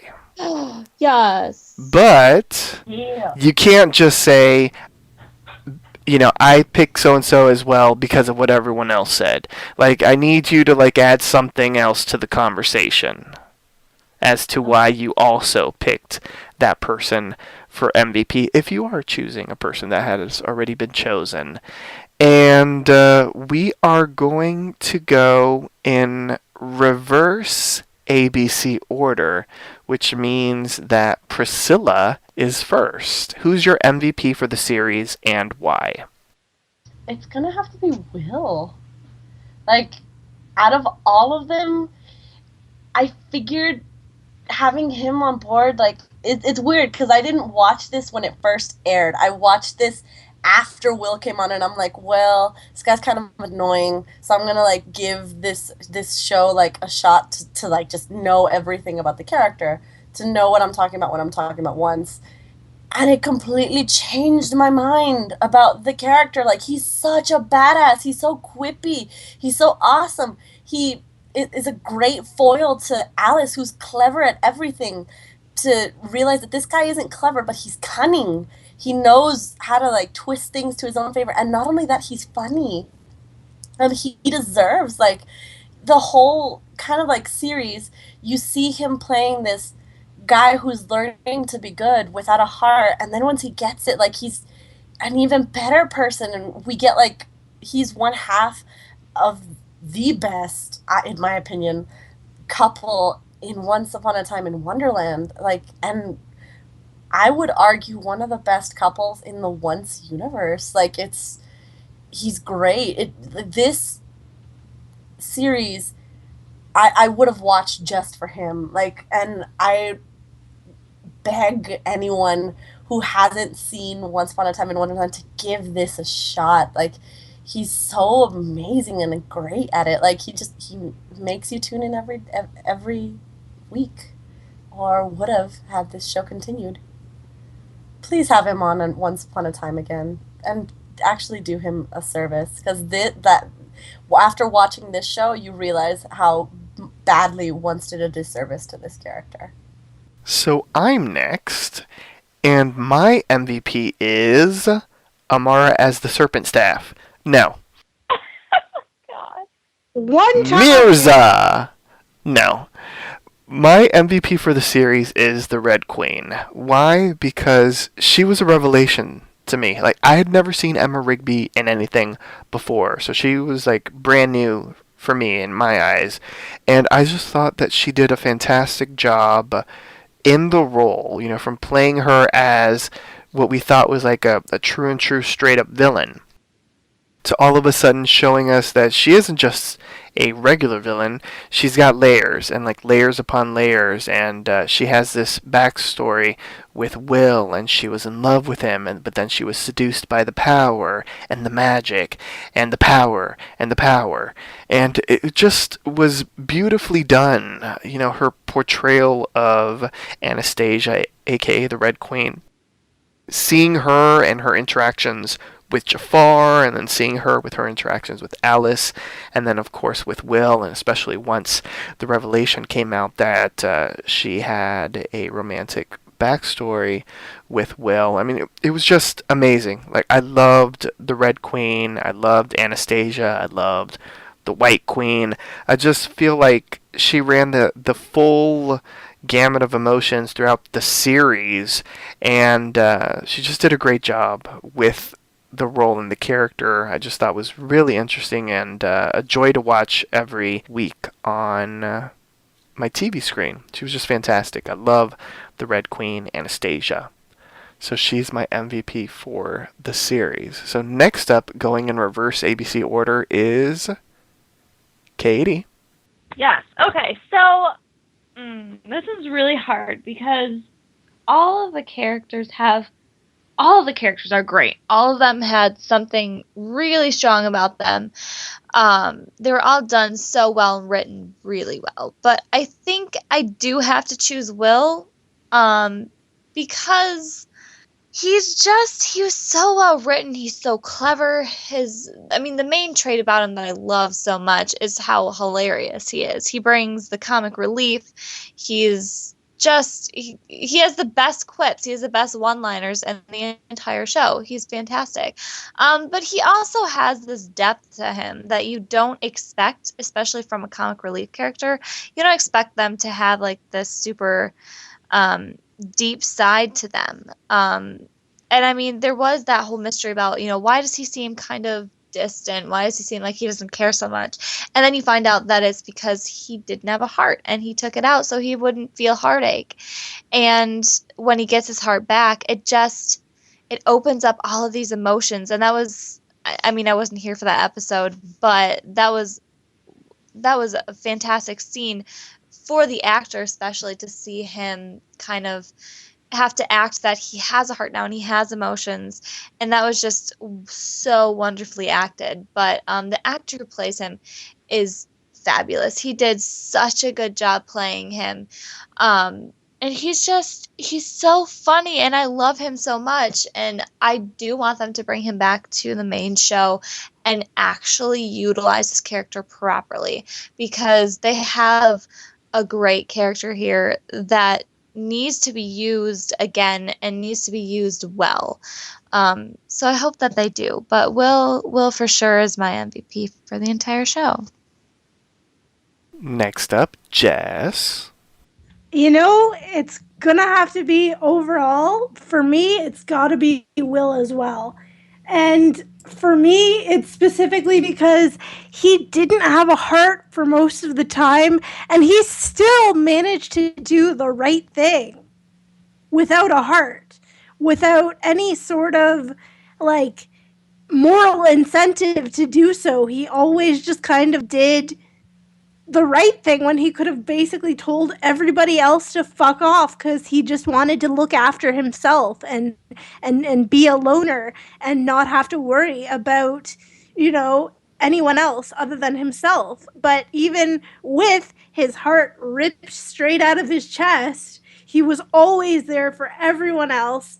He was always, you know, willing to sacrifice himself, even though he didn't necessarily have the moral compass to do so. And I think that that's really admirable, but also, like, it was just mind-blowing because there was a level of difference between when he had his heart and when he didn't have it, and you could totally see, you know, the actor's face and reactions and everything that he did. You could see everything about him change, and it was actually amazing to watch. Like, I didn't really think that there would be much of a difference between Will with a heart and heartless Will, and there was actually a subtle but amazing difference, and it was fantastic to watch. And I loved how versatile he was throughout the entire series and how dynamic, because as much as I love Alice and think that she is amazing and strong and wonderful, I don't know if she would have been able to get things done as quickly or in the same way without Will's help. Like, Alice, I think, recognizes, unlike Jafar, like, Jafar was working with Amira out of necessity, Or not Amara. because he necessarily, like, wanted to work with her. He was working with her because he needed her, and then he like had no use for her. Alice and Will work together because they're a great team, and she cares about him, and despite not having a heart, you know, he cares about her and what happens to her. So I don't think that without Will that Alice would have been able to carry on this adventure as successfully. I think he was a great addition. I really, really enjoyed his presence. He was just stunning. And Brittany, your MVP for the series. I think we're all on the same hype train. I choose Will. Like, I said it first though. I was Oh wow. I said from like the pilot that I think Will was probably going to be my favorite character, and I remembered that he was after the first time I saw him. He just made you laugh. He made you question his motives and would he do the right thing? Would he do the wrong thing? And I like that. I like when a character keeps you guessing, and Will did, even though he was with Alice in the first episode. You're like, I don't know what this guy's doing. I don't know if what he wants the same thing Alice wants, you know. But I like that they made their friendship starts as a bargain. At least, well, not starts, but when in the pilot, and then we find out how they met, and it's really really funny and it's sweet, and I like it, and when we see that too, we can see the contrast of when he had his heart, when she gives it back to him and how friendly they are, to when he goes back to get her in the pilot and he's a little bit more snarky. And you could tell his heart's not there, but we're not sure yet. We don't know that. And that's a testament to the actor. And I wonder if they told him, this big secret. I was like, I wonder if, like, when they gave him the script, like, look, you need to play this like this because you don't have a heart, or did they just leave it to him and let him do whatever he wanted? Because if they told him, that's freaking brilliant that this actor can act on cue with a heart and without a heart, and he's what I aspire to be because I don't have a heart and I am snarky. Oh, I thought you were gonna say because you want to be an actress. Oh no. Because I am sarcastic and my humor is really dark, and if you don't get it, well, too bad.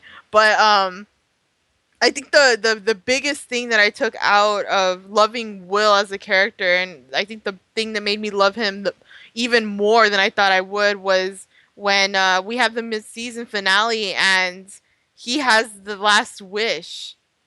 And he's able to, he says, I wish we would stop, or something. What was it? I wish I would stop Alice's pain or something. Suffering. Alice's suffering. And out of all the things he could wish for, he wishes for that for his friend. And he doesn't even have his heart back then. And it's just, it's beautiful. And then we realize, a little too late that magic comes with a price. Regardless of us, most of us watching Once Upon a Time and knowing this, we're just kind of like, oh shit, okay, Alice is okay, but Will, he gets screwed so much in this series, and I feel so bad for him, but he still is Will, and I like that they give him so much to act with, and he's just so good at it. And out of everyone, even Alice, who's the main character, I think the one who deserved the happy ending the most is Will. And I'm so glad that the writers gave him that.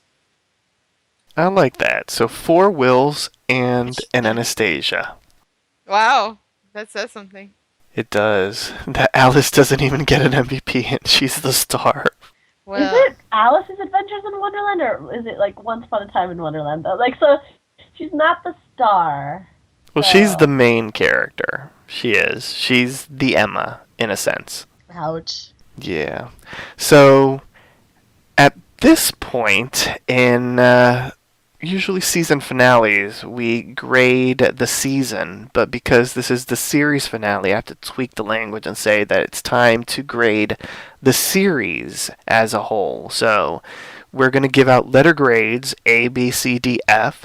Pluses and minuses are allowed, and you have to explain why you gave the grade that you're giving it. So we're going to go in ABC order. So that means, Brittany, yes, you're first. yay! I thought it was favoritism, but I know who your favorite is, Poppy. I know. I know. Everybody knows.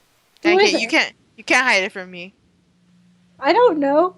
It's okay, Jess. The one that doesn't know is often the one that is the favorite. Is that exciting? Jess. Yeah. I don't think gosh, Jess gets plot it. twist. Oh my dear God. Okay, I'm gonna give the season. I mean, I cry every time. It's not a season; it's a series. I give it an A minus. I think if I had to recommend something to someone that's like, I want to see a really, I want to see a nice series, maybe not too long, I would definitely recommend this. And especially if you're a once watcher, but you haven't seen this, you definitely need to watch it. I think it gives you everything, but it does have, its criticisms, which is why it's not an A++++.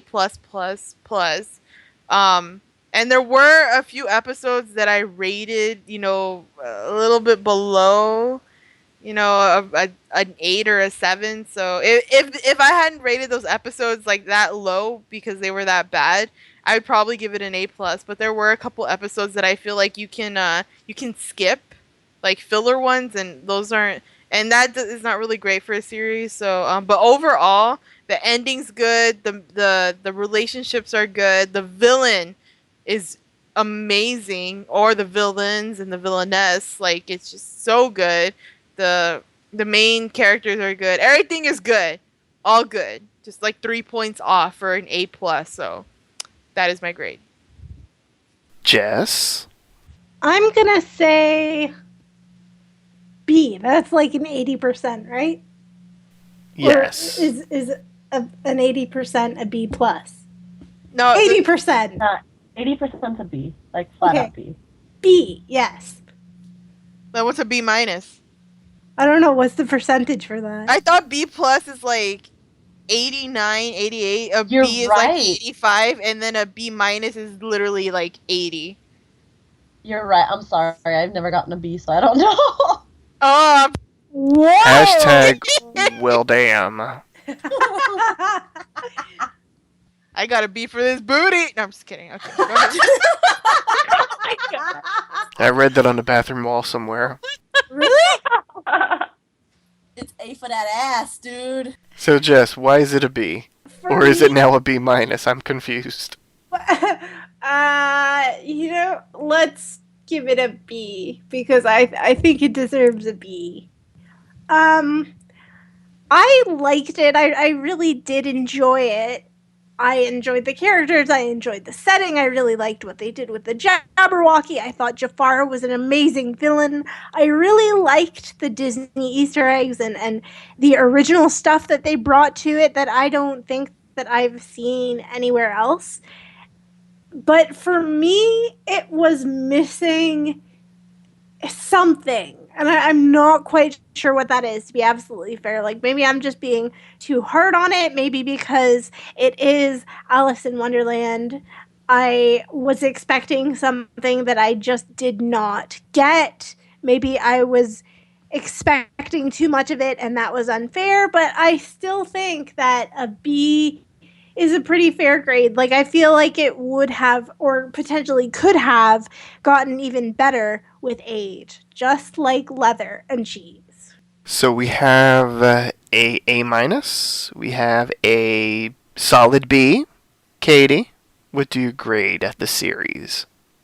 I am going to give it an A minus too, because I feel like it was so well done. I mean, I've talked about it a lot. It was really well done. It really made sense for it to be a shorter show. They wrapped it up well. The characters were so well developed. All of the main characters were fantastic. Even the side characters like the Jabberwocky and Amara and the Tweedles were great. They were just, the writing was good. The CGI kind of drags it down a little bit, not gonna lie. But it was still really well done. It's just the plot was great. I loved most of the little magical items that they had in the show, like the Lost and Found and the Serpent Staff and all the different stuff, the Looking Glass. There were a lot of really great, fun, magical items on the show. They were kind of fun to look into and see. The relationships were great. We've talked about them a lot. It was really well done, and it was super enjoyable. It's one of those shows that you forget you like so much until you watch it again. It's easily one of those shows that you can watch once a year and not get tired of it. So yeah, A minus from me because it was just really well done.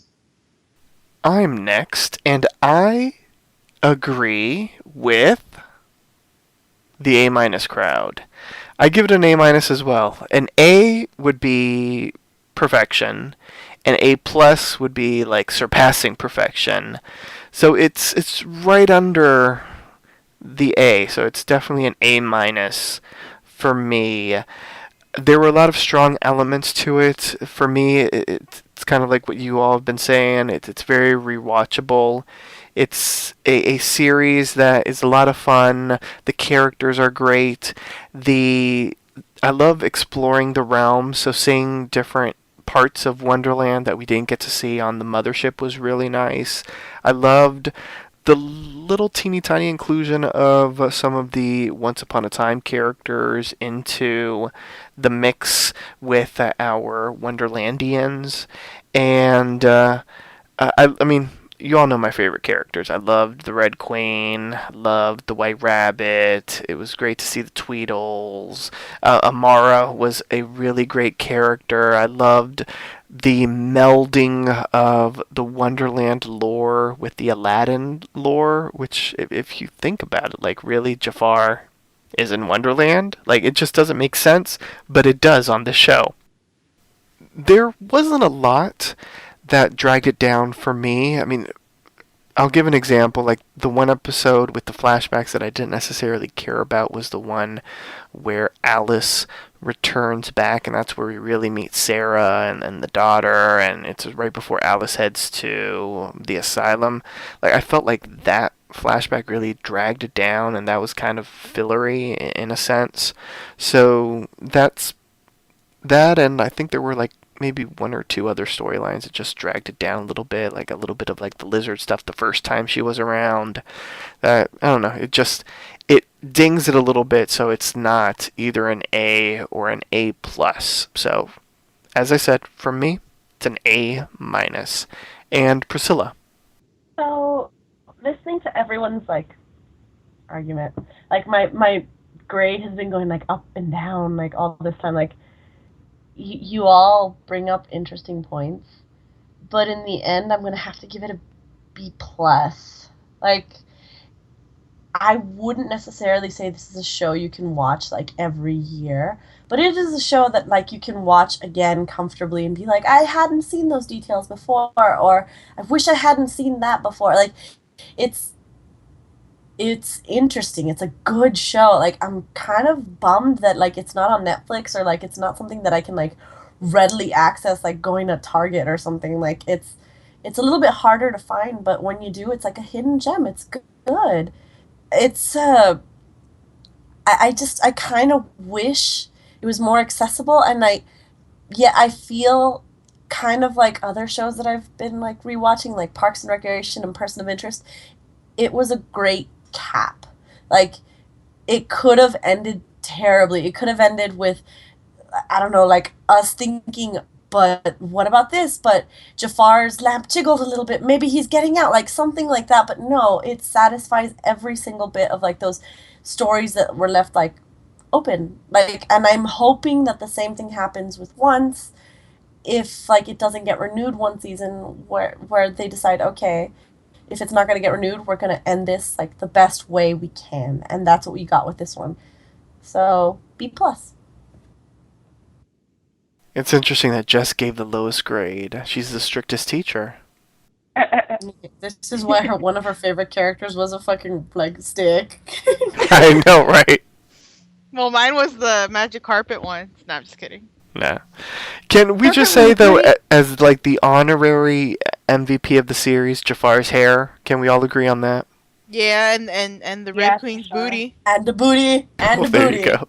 I didn't Oh, yeah, notice that either Swig. of those things, but Jess, your okay. homework was to look at Jafar's hair and Amara's bosom. Oh, and Amara's bosom is another one.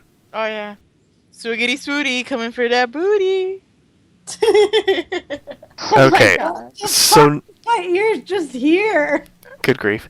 So now it's time for the essay portion of the exam. Since this is the series finale, I do have some lingering questions that I want to pose to the group, because we rewatched the series again, and obviously this was a show that was not renewed for additional series.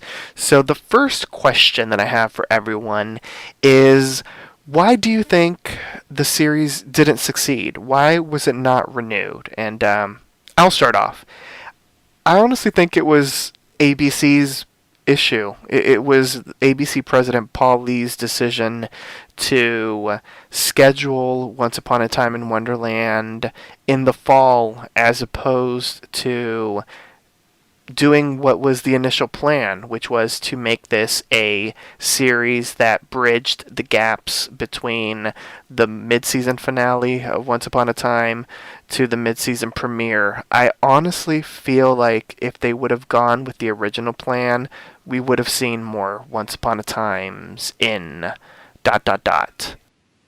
But because they decided, well, I honestly think the problem was that they didn't have a good pilot season. They didn't order maybe enough shows, or the shows that they had just weren't that great, and so they felt strongly about Once Upon a Time in Wonderland, and they decided to, instead of premiere it at mid-season, to premiere it in the fall and air it on a different night, instead of maybe pairing it with the Mothership.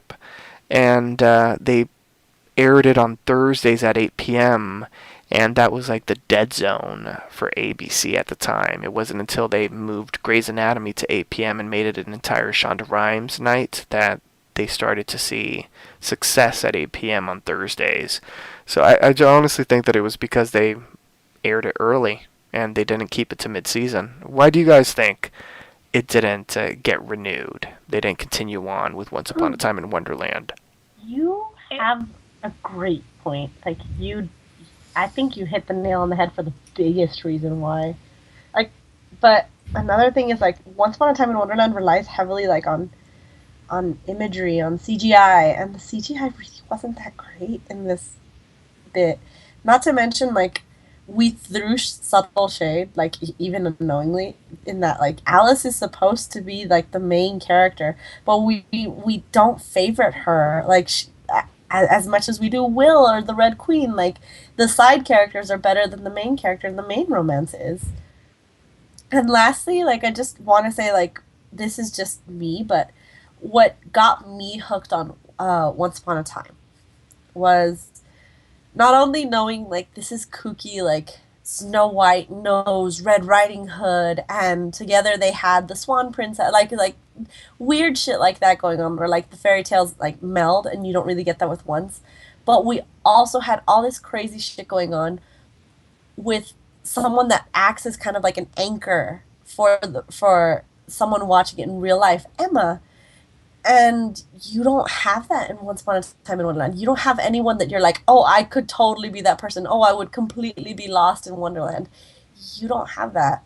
Alice is used to Wonderland. So is Will, for that matter. Like, so you don't have anyone to be in this series. It's so, I don't know. Like, it doesn't. It's not as wonderful a Wonderland as it should be, and you don't have anyone leading you through it.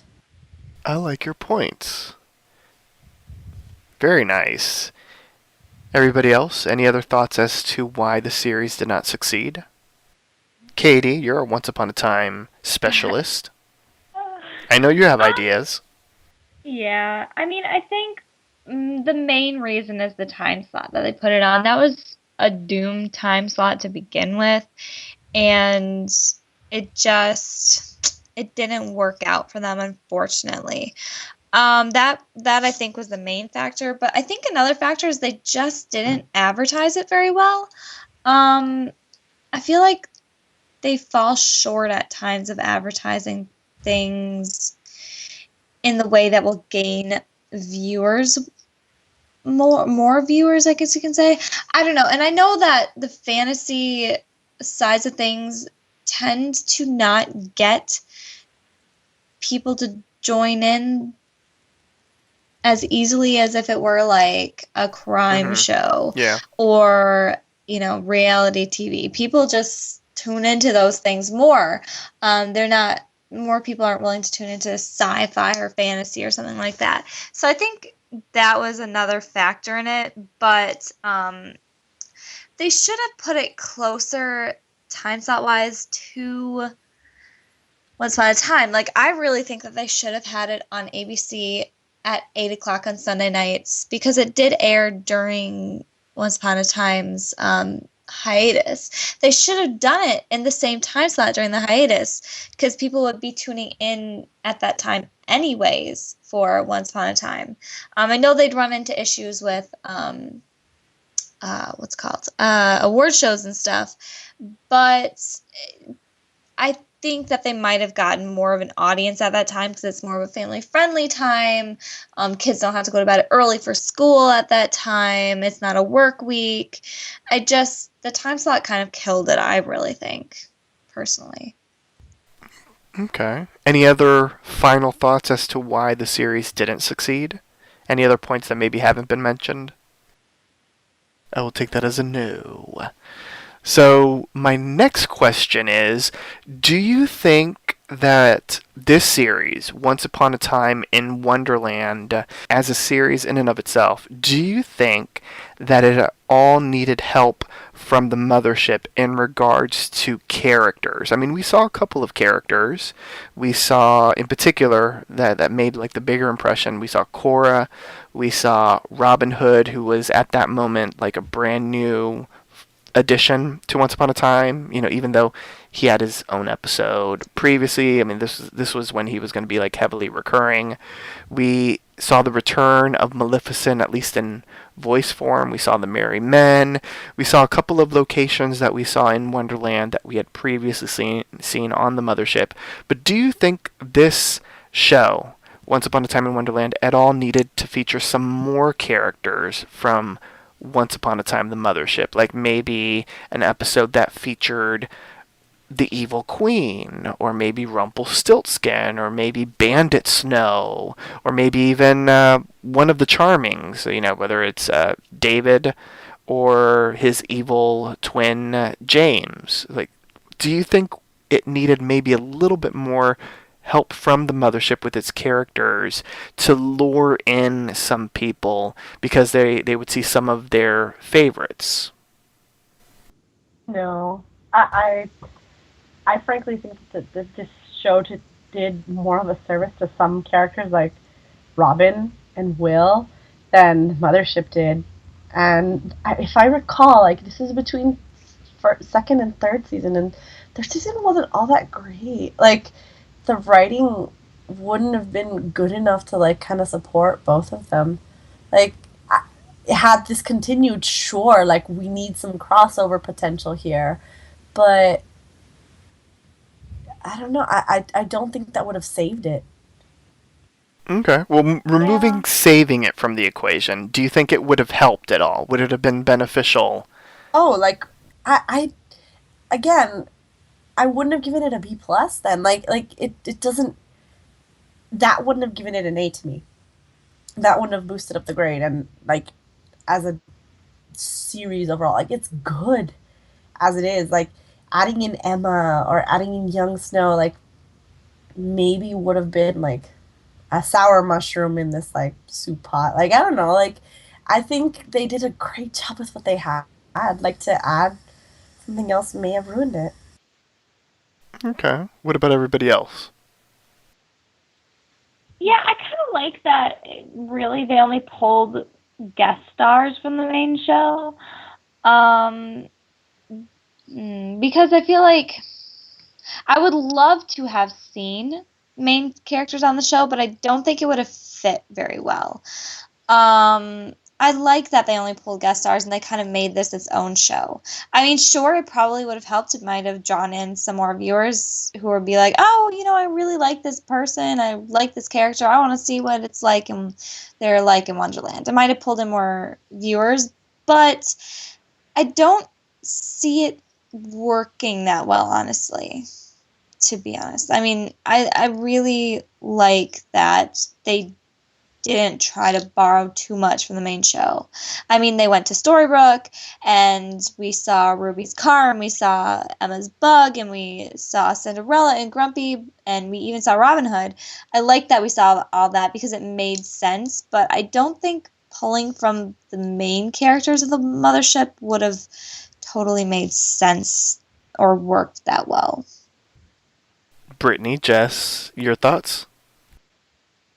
After watching both separately, I think it's fine the way they had it. Just little hints like, hey, that's Emma's car, and you know, oh, that's Granny's. That was okay enough. I don't think we really needed to. I mean, if the show had been picked up for 23 episodes, maybe they could have run into someone and get some help in like an episode or two.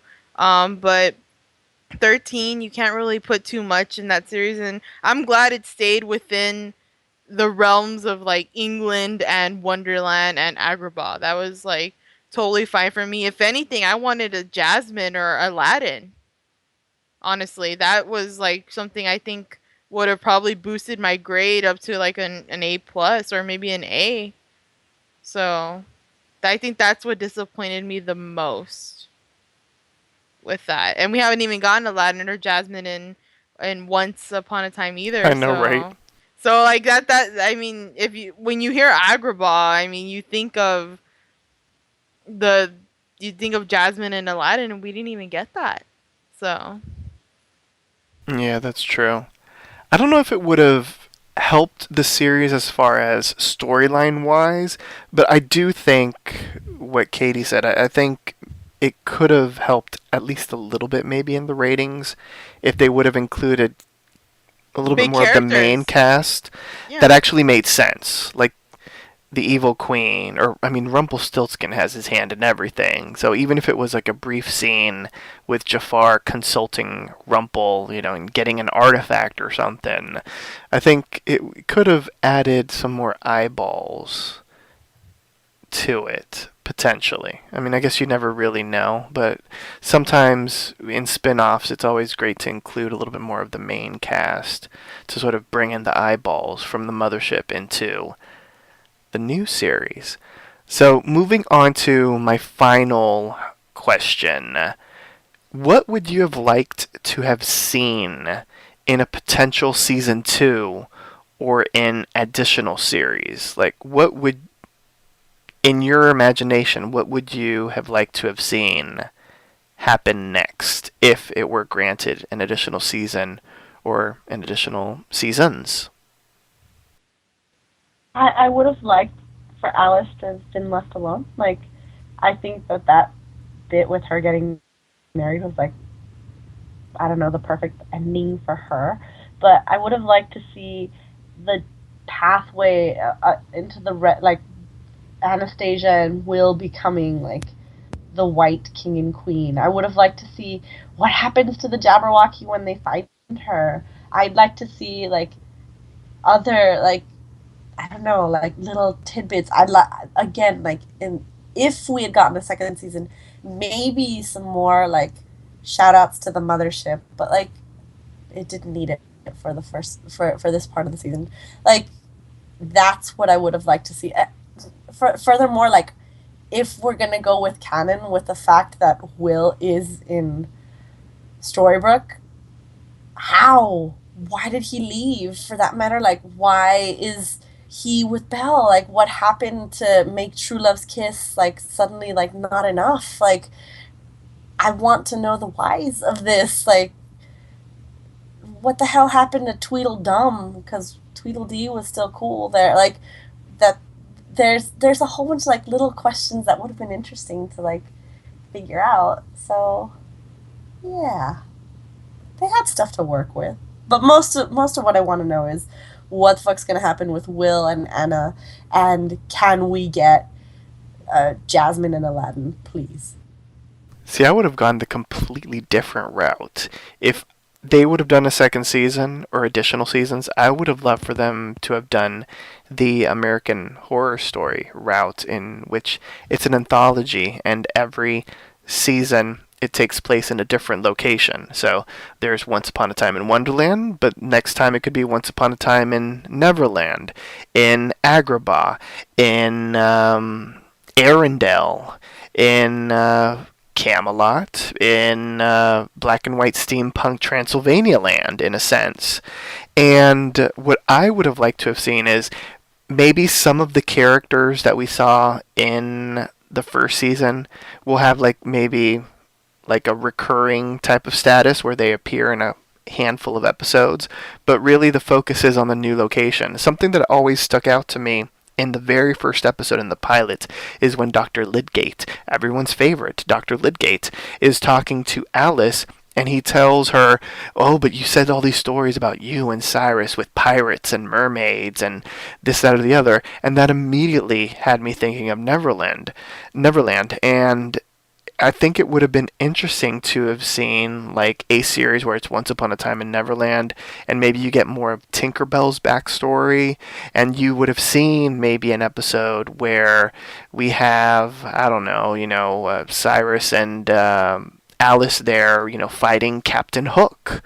Or something like that, or we would have had more stories with Ariel in Neverland and that kind of thing. I just think it could have been a good supplemental series for the mothership where we got more information on some of the characters instead of sort of what they do with the mid-season arcs where they like jam in all this information about all these characters, all these new characters, and they put our main characters to the side. They could have saved some of those storylines for maybe the supplemental series, which would be Once Upon a Time in ... And we could have gotten a little bit more well-rounded stories on the mothership as well as on the spin-off. And you could have crossed over different characters from different stories, kind of like what they did where they melded Wonderland with Aladdin. They could have done that with some of the other realms as well, where, someone's there that you don't expect it to be, kind of like what they originally did on the mothership. I think that would have been interesting. Yeah. But of course, they would have had to have put it on in mid-season for it to have continued on, because that's, in my opinion, where it just made sense. What about everyone else? Yeah, I think that's a great idea. I think, like Priscilla said, Alice's story was already done. It was wrapped up. It was done very nicely. I would have personally liked to see as the next season, I think that it could fall like under the same show. Maybe just like as a second season or whatever. I would have liked to see Aladdin and Jasmine and that whole world there, especially because those characters, are especially dear to me as, a Disney fanatic. Aladdin is one of my absolute favorite movies, and I really would have liked to see that interpretation and like how they would have put a spin on it, because like there is that terrible Aladdin sequel, The Return of Jafar, where you actually that wasn't bad. Really, you liked it? Yeah, I liked both Aladdin sequels. Those were some of the original Disney sequels. I think those are better than some of the other sequels. That is not saying much. The King of Thieves was great. I'll give it that. The King of Thieves was absolutely fantastic. I loved it. But the second one, the animation was subpar. The guy that they got to replace Robin Williams was absolutely horrible. I didn't find him funny at all. I was just like, why are you talking? Please stop talking. Please stop forever. It's Homer Simpson.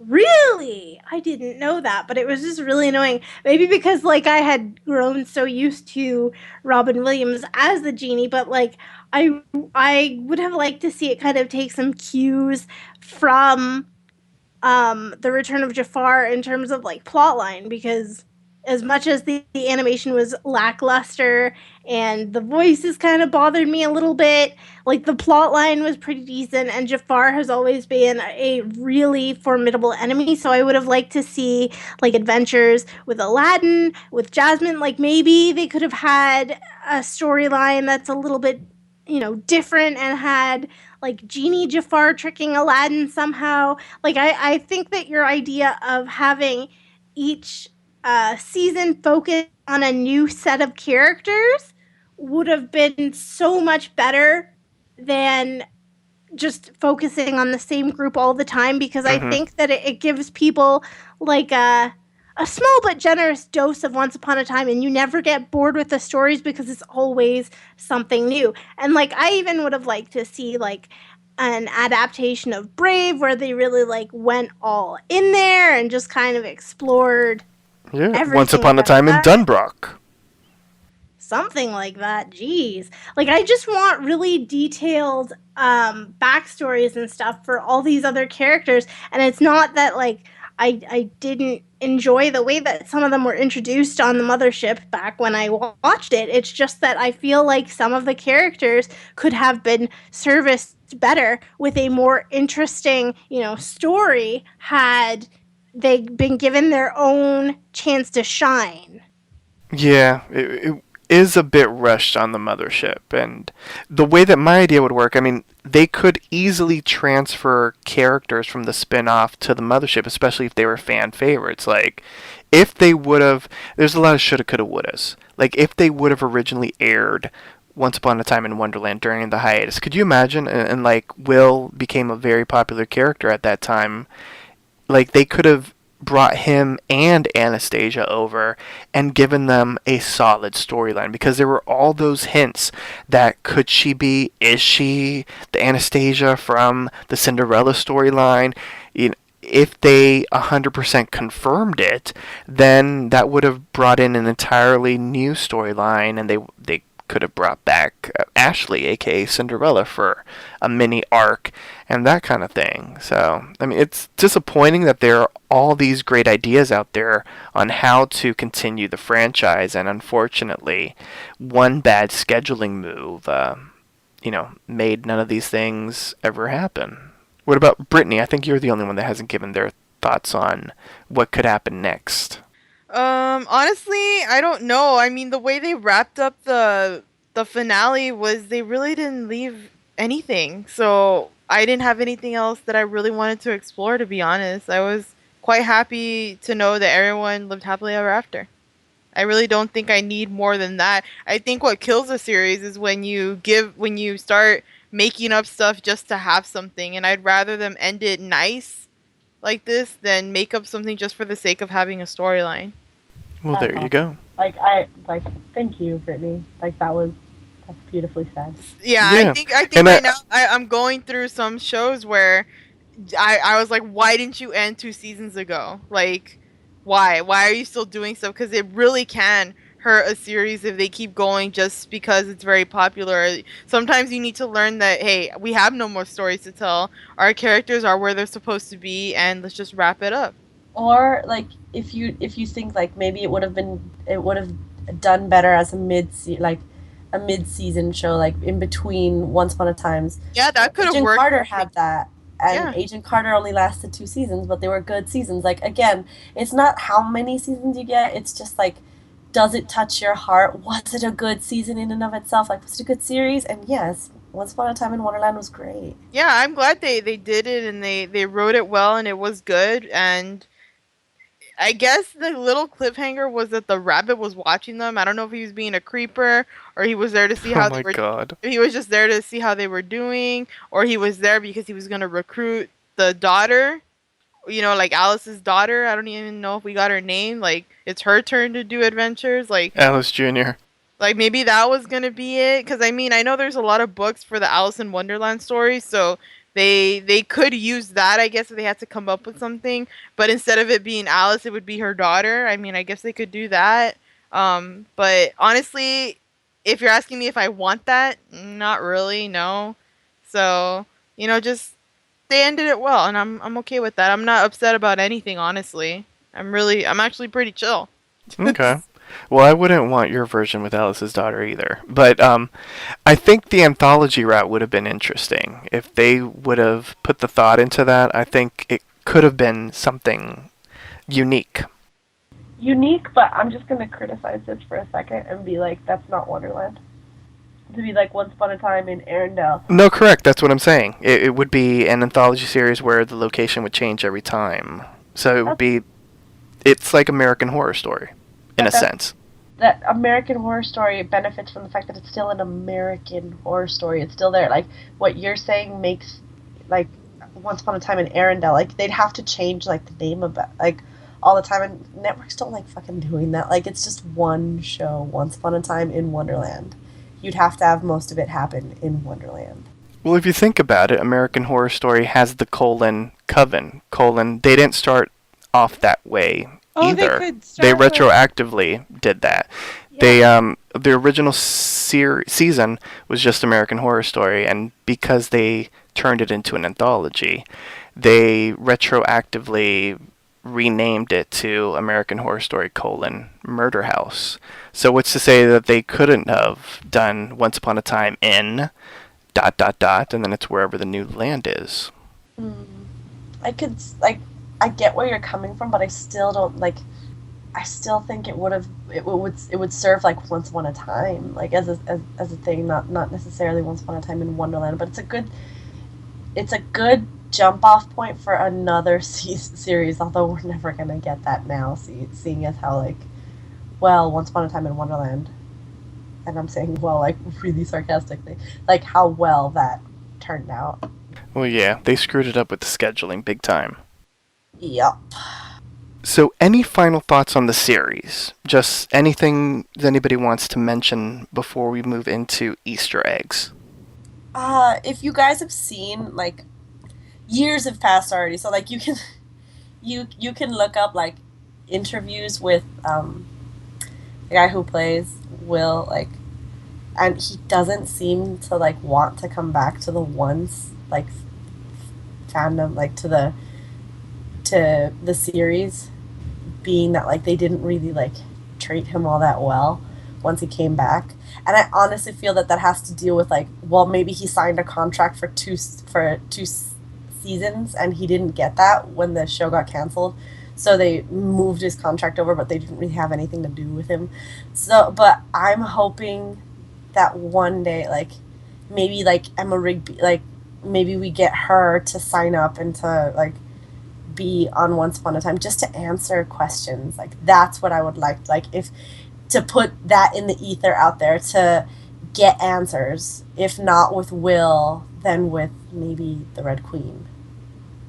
Yeah, their timeline is funky. I think everyone that loves Once Upon a Time in Wonderland just thinks that whatever happened in Once Upon a Time, the Mothership, happened before Once Upon a Time in Wonderland, because that's the easiest way to at least make any sense of what Will was up to in the very brief glimpses that we saw of him interacting with anything that's Wonderland related. Which is unfortunate. It would be nice if they explain stuff, but I feel like they probably will not. So, on that note, let's get into Easter eggs for the final time this season. It's time to get a little spoilery. Let's dive into some Easter eggs featured in this week's episode of Once Upon a Time in Wonderland and the Once Upon a Time television universe. This is an official spoiler alert. Spoiler alert. Check out our official Facebook like page by visiting facebook.com/StorybrookeWeeklyMirror. Okay, there really isn't that much, but before we get into the Easter eggs, let's start off with the ratings. The episode was viewed by 3.38 million viewers when it was originally broadcast on April 3rd, 2014. Now, as far as Easter eggs, the title card features the White Rabbit, and Jafar ends up trapped in a bottle and becomes a genie, much like in Disney's Aladdin. So it's something that we mentioned earlier in the broadcast. And the episode features characters from Alice in Wonderland, such as Alice, the White Rabbit, and the Knave of Hearts. Characters from the story's sequel, Through the Looking Glass, the Red Queen, Tweedledum, and the Jabberwocky, as well as the Genie, Sorcerer, and Sultan from the Aladdin story. The page that Alice reads to her daughter contains an excerpt from Chapter 12 of Alice's Adventures in Wonderland, in particular the chapter titled Alice's Evidence. And Alice's daughter has a stuffed white rabbit. It is the same plush toy that was sitting at a small dinner table when Alice returned to Victorian England in the pilot episode, Down the Rabbit Hole. So that's all that I've got, listeners. So we would like to thank everyone for joining us these past 13 episodes. Visit the Papi Chulo Radio archives to download this episode and many more. Binge listen to your favorite Papi Chulo Radio programs by visiting papichuloradio.com/archives. You can download tonight's broadcast and the entire series through iTunes. Just search for Storybrooke Weekly Mirror in Wonderland and subscribe. Please like us on Facebook by going to facebook.com/Storybrooke Weekly Mirror. Follow the show on Tumblr. We will still be posting stuff, even though, we are done, and this was only a one-season show. You can visit us on Tumblr by going to storybrookinwonderland.tumblr.com. Follow the station on social media. We are on Twitter, Facebook, Instagram, and Tumblr at Papi Chulo Radio. Help support Papi Chulo Radio financially by visiting gofundme.com/Papi Chulo Radio. Email us via contact@papichuloradio.com with any questions, suggestions, comments, or concerns. Are you interested in joining the Papi Chulo Radio team as an on-air personality or blog contributor? Email talent@papichuloradio.com. Co-hosts, for the very last time, please wish the listeners a good night. Good night, guys. Good night. Thanks for joining us. Good night, guys. Good night, everybody. Thanks for listening. We really appreciate it. Thanks for tuning in. We would once again like to thank you for joining us as we revisited Once Upon a Time in Wonderland here on Storybrooke Weekly Mirror in Wonderland. Download episodes of our mothership series, Storybrooke Weekly Mirror, via iTunes and through poppychuloradio.com/archives. Good night, everyone.